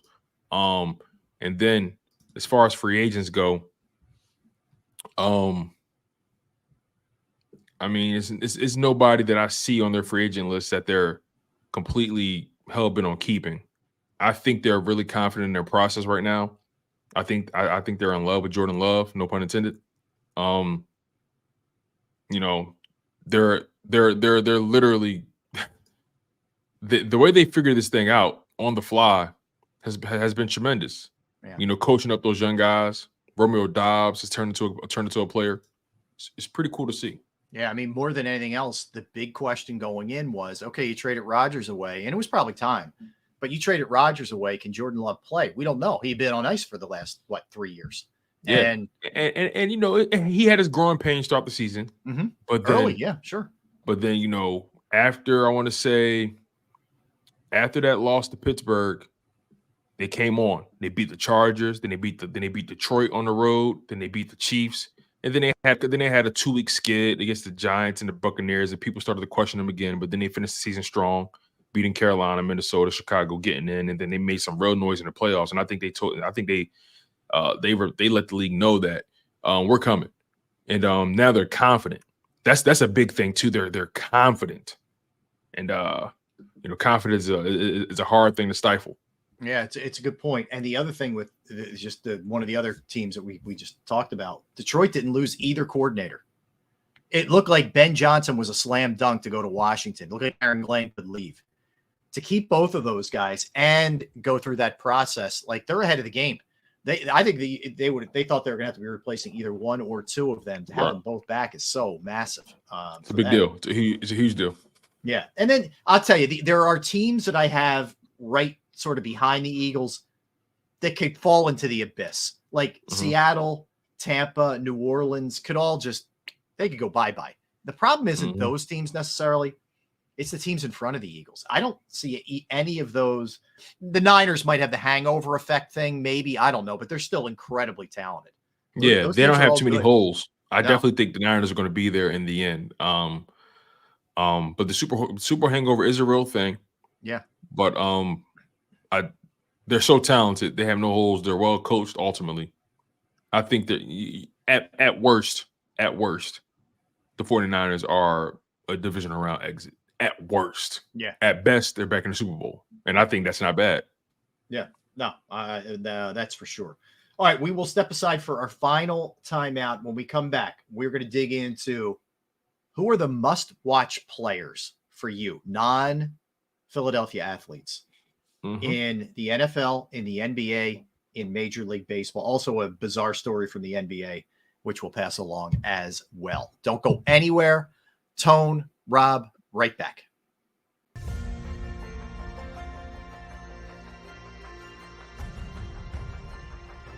I remember getting my heart broken when they lost the Super Bowl in 2004.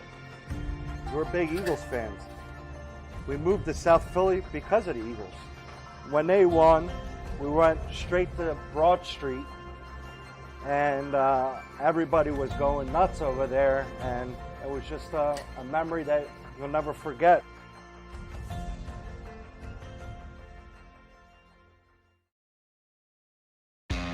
Go to get your game on. Go for the beers. Go for the cheers. Go for the hit and the hits. Go for the stakes and the stakes. Go to get your parlay on. Go to get your party on. Go for the scene. Go for the screens. Go for the gallery. Go for the win. Go to Ocean. Visit theoceanac.com to plan your visit. At Pond Lehocky, we've recovered billions of dollars for our clients, and we're confident we can do the same for you.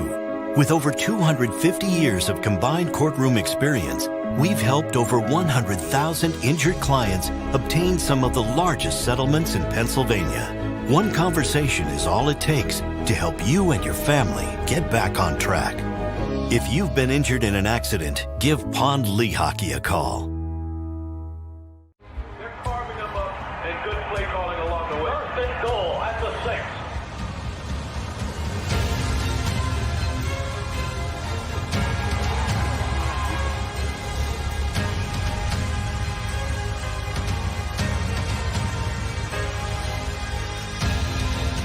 Field of life, First Trust Bank is there for you.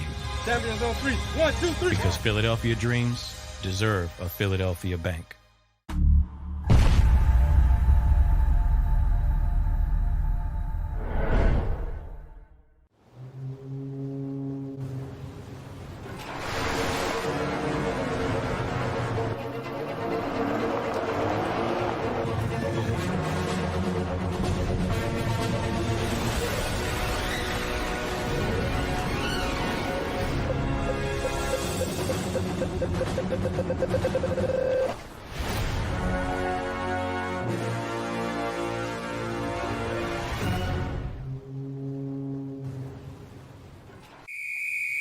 Underdog Fantasy has a way for you to play alongside your favorite football team all season long with their fantasy pick'em game.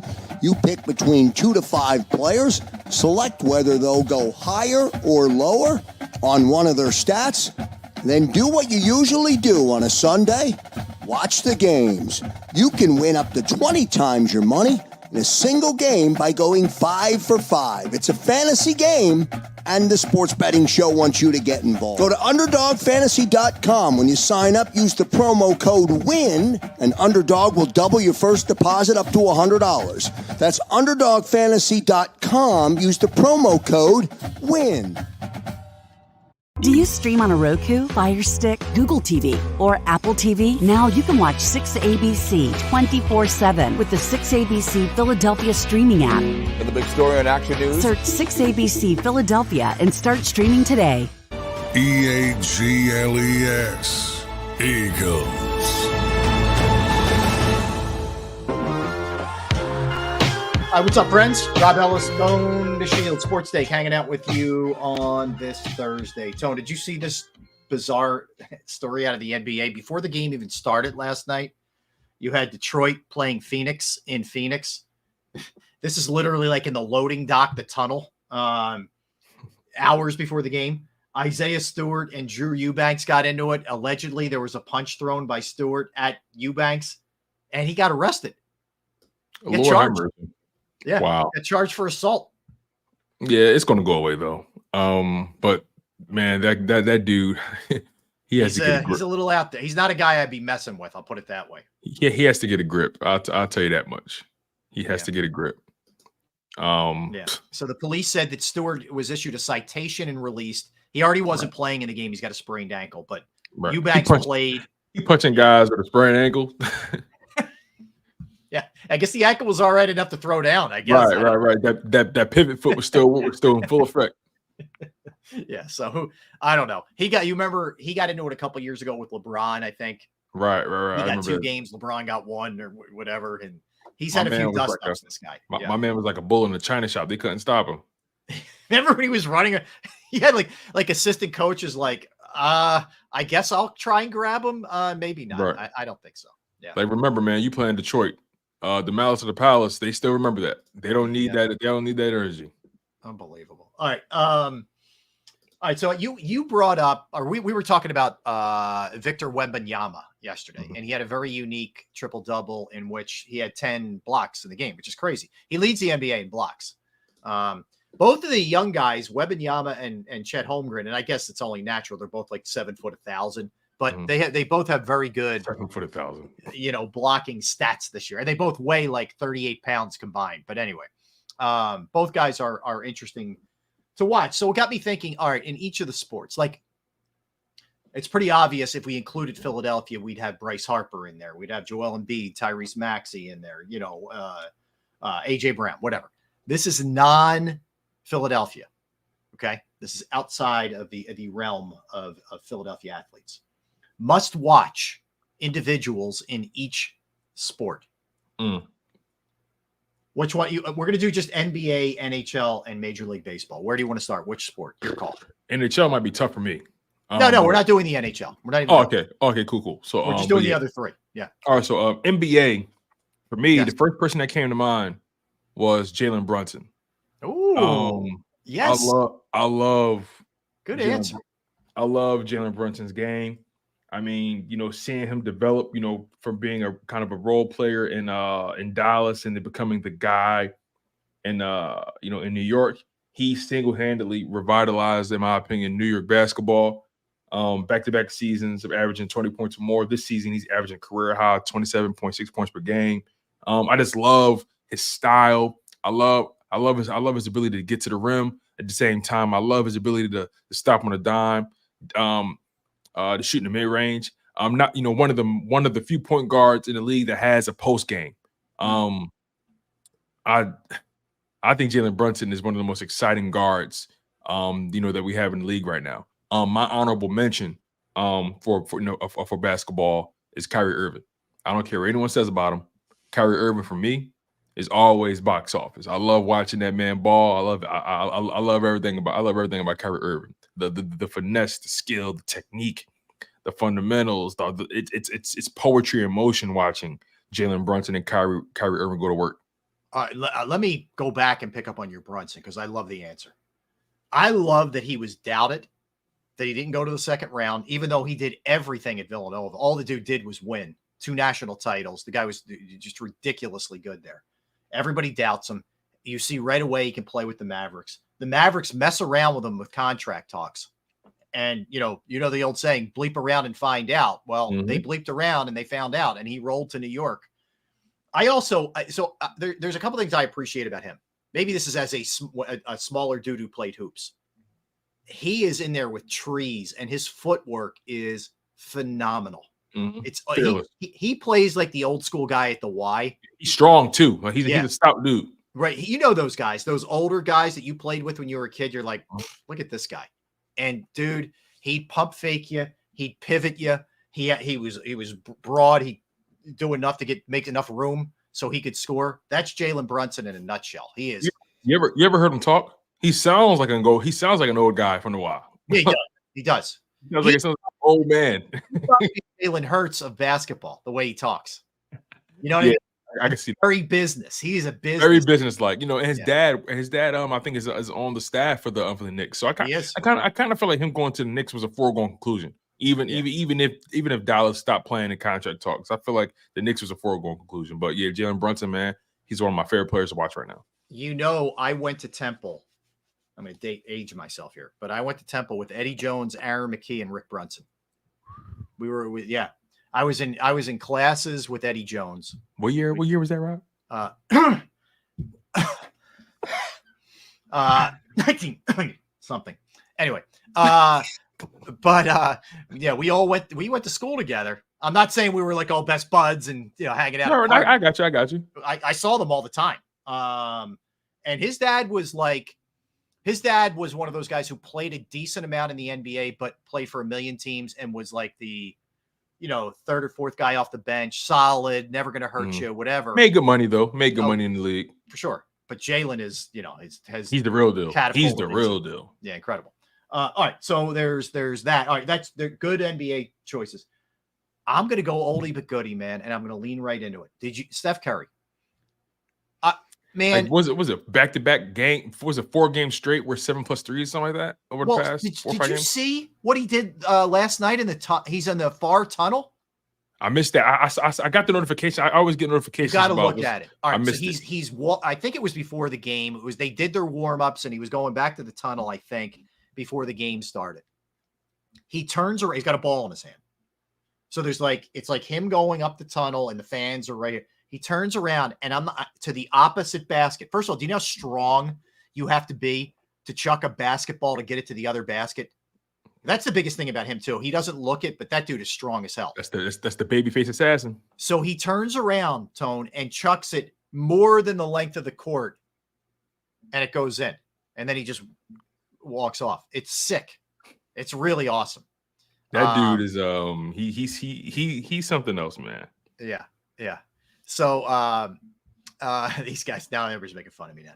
Were you there for Cheney's press conference? No. Oh my God, they're wrong. I was not. That was in UMass. I was not. I did not travel with the team. Kevin, yeah, I feel for you, man. I know. We're Whoa! I just saw this. Isn't it amazing? That was insane. It was insane. All right, so he just winged it. The guy's ridiculous. So I'll tell you, I'll give you the other one. I gave you the old school, but I'll give you the what'd you say, write-in vote or honorable mention or whatever. Yeah, honorable mention. Yeah. I love watching Shai Gilgeous-Alexander play. That was somebody I thought about putting on my list. His growth has been tremendous. The Clippers, I don't know how they let the man walk out the building, but they did, and he just blossomed in Oklahoma. I love Oklahoma has done an amazing job cultivating that team. This young ecosystem. Jalen really Williams, man, that dude can play. Nobody knows about him. Mm-hmm. He's phenomenal. He's averaging 19 a game for them. Definitely. They're going to be trouble in the playoffs. Absolutely. I wouldn't be surprised if they made the conference finals. But Shai Gilgeous-Alexander, there isn't any weakness to his game. He can shoot from 3. He's got a mid-range. He can go to the rack. Like he does a lot of different things for you, man. He can facilitate. Yeah. He's a closer. Yeah. Has a beautiful turnaround jump shot. Yep. I'm a huge fan. He's in my opinion, he's a top 5 guard in the league right now. Might be top 3 right now. He's definitely elevated to that point. All right, you want to go NFL next with your first choice? Yeah. Right. We can do that. Right. I really enjoyed watching CJ Stroud this year. I really enjoyed watching him this year. Just watching the growth, just watching the clutch moments after clutch moment. Revitalizing the Houston Texas organization, getting them back to the playoffs, winning a playoff game in the fashion they did, smoking the Browns, dropping 40 points on them. That was insane. I just really enjoy watching that guy, and I think he's going to be one of the better quarterbacks, that we're going to see, probably over the past 25 years. Like his talent, like his ability to just be so poised in the pocket. I love everything about his game, man. Love everything about him, man. And also I love his story. His father's currently incarcerated, and he always, speaks very highly of his father, regardless of the circumstances. He just seems like a good dude. Well, but again, I just love watching him play. Good choice, man. Good choice. I'm sorry. Oh, you got to write in? You want to go your write in? Yeah, my honorable mention is Mike Evans, the OG. I love watching Mike Evans play. Man, just a man out there. Always going to get you 10 touchdowns a season. Always going to get you 1,000 yards. And all reliable. Clutch catches. Yeah. A true technician. Takes care of his body. One of the best Yeah. receivers we've ever seen. I wonder where he ends up if he gets out of Tampa. They're nuts if they let him go, but I wonder where he ends up. He's going to be on a mission too if he goes somewhere else. Kansas City. Oh my God! Wow, you're right. Kansas City. That could happen. He might be in. Hey, I want to get another ring mode too. Mm-hmm. Wow, man. Kansas City. And I mean, he's not going to be as expensive as those other guys, but I think if you throw 20 million at Mike Evans, he'll bite. 23 million, he'll bite. Yeah, I think so too. You get 2 years, something like that, and figure it out. Get creative with your accounting. Yeah. All right. I'm going Justin Jefferson. I know he got hurt last year, and he went on the back burner for a lot of us because he still had 1,000 yards, I think. In like how many games? Like 12 games. This guy's sick. So I just think about what this guy is, man. And you talk about, again, I mentioned it with Shea Gilgeous-Alexander from a basketball standpoint. Justin Jefferson can line up in the slot and kill you. He can line up outside and kill you. I'm sorry. He had 1,000 yards in 10 games. 10. Yeah. Yeah. I'm not surprised. There's nothing the dude can't do. And I think he's a tough guy. I think he will, whoever ends up in Minnesota, if it's not Kirk Cousins, man, you are one lucky cat because you have that dude. And he is going to come back next year in a real strong way off of the injury. Mark my words. To me, Justin Jefferson, you never sleep on that guy. I'm going to stay with the receiver realm. There's something about watching a guy in a league where everybody can fly, but you can fly even more. Tyreek Hill, watching the guy run. Oh, yeah. When you have defensive backs who are like 4.3 40 guys who can't even get close to you in the open field, it's just different looking. Definitely. Yeah, he's a like he said, he's a cheetah out there, man. He's a cheetah in cleats. He is. He's a spectacular guy to watch play, man. True. Yeah. And if he stays healthy, he was dealing with that ankle towards the end. I do think he gets over 2,000. I do. Good one by Sills. I like this one. Puka Nacua. Oh yeah, that was pretty cool too. I appreciate guys like that, like who are sort of like, self-made, just kind of doing the thing. Now he's a bigger guy. He doesn't have the Cooper Cup's smaller, but Puka Nacua, man. I wasn't familiar with him coming out of BYU, and he was spectacular last year. So that's a good one. Yeah. All right, let's go baseball, Tom. Go baseball. MLB. The first person I thought about was Mookie Betts. He has more power than what you think, and the ability to steal bases, the athleticism, the fielding prowess, the personality, the swagger. Like, yeah, man. I love everything about him, man. He's a truly fun player to watch. He's in LA. You know what I mean? He's already a champion. 2 times over, I think. I think he won in Boston and in LA, right? Yep. So he's a champion. He's well decorated. He's definitely going to the Hall of Fame. My honorable mention was Mike Trout, the OG.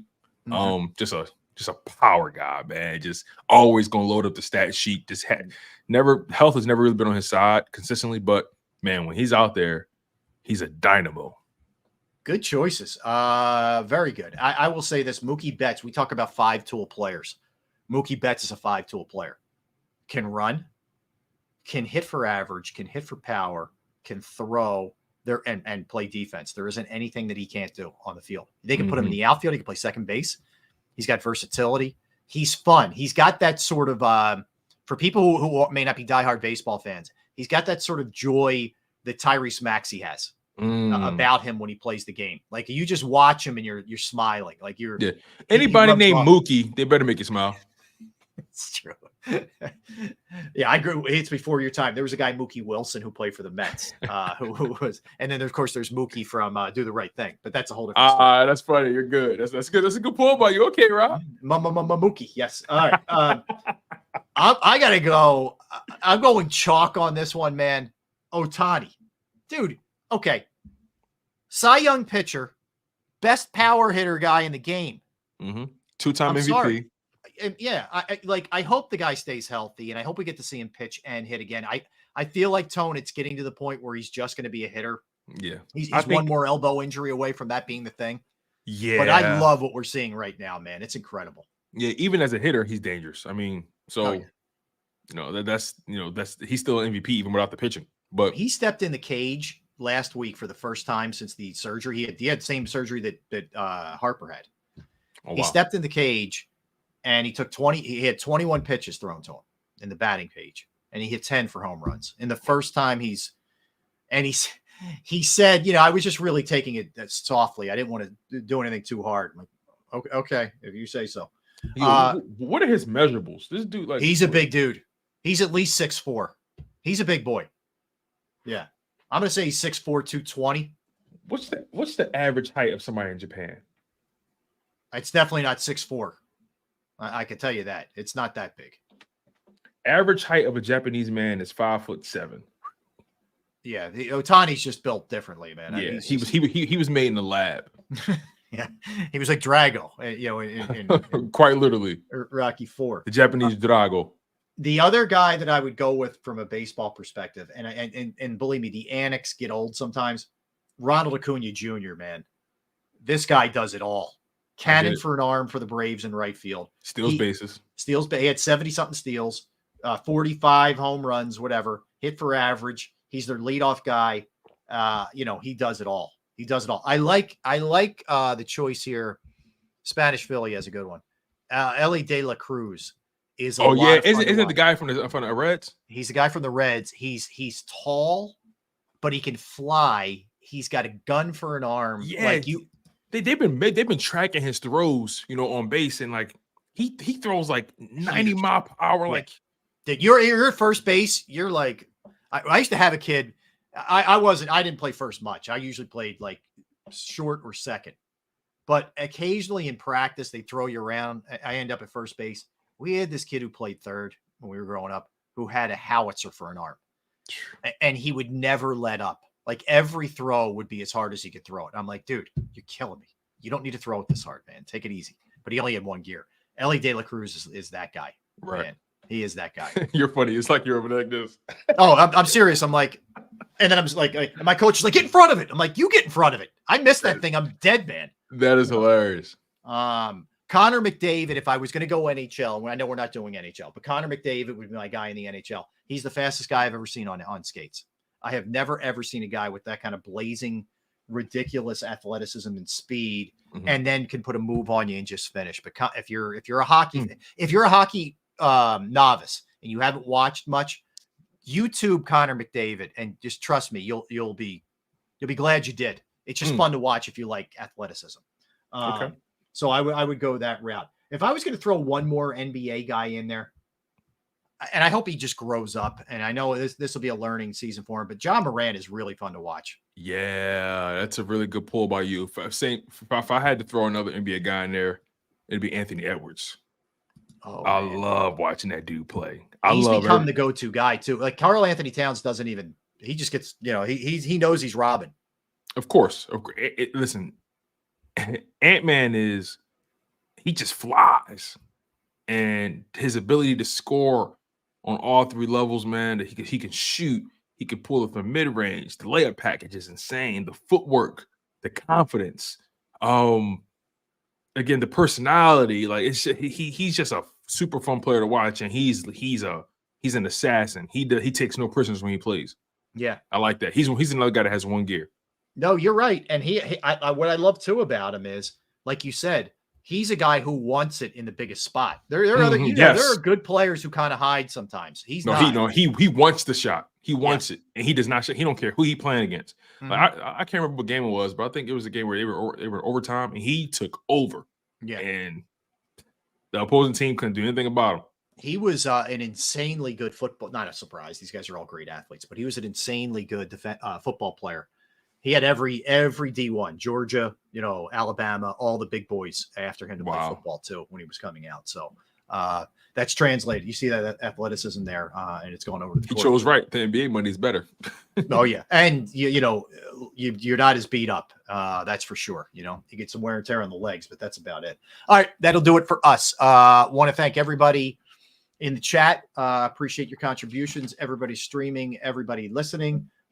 Do not go anywhere. Tone will be joining Dan Cilio for the National Football Show. Tomorrow, Tone, we will look back at the Flyers tonight against the Leafs. We'll look ahead a little bit to the Sixers in the second half. I'm Yes, sure sir. there's always Eagles stuff going down. So we'll get heavy into the Eagles for sure and NFL like we always do. And the Phillies continue from spring training. So we'll dive into all of those kind of things tomorrow. So everybody have a great rest of your Thursday. Looking forward to hanging with you tomorrow. That's Tone. I'm Rob. We are Sports Take. Thanks, guys. See you tomorrow.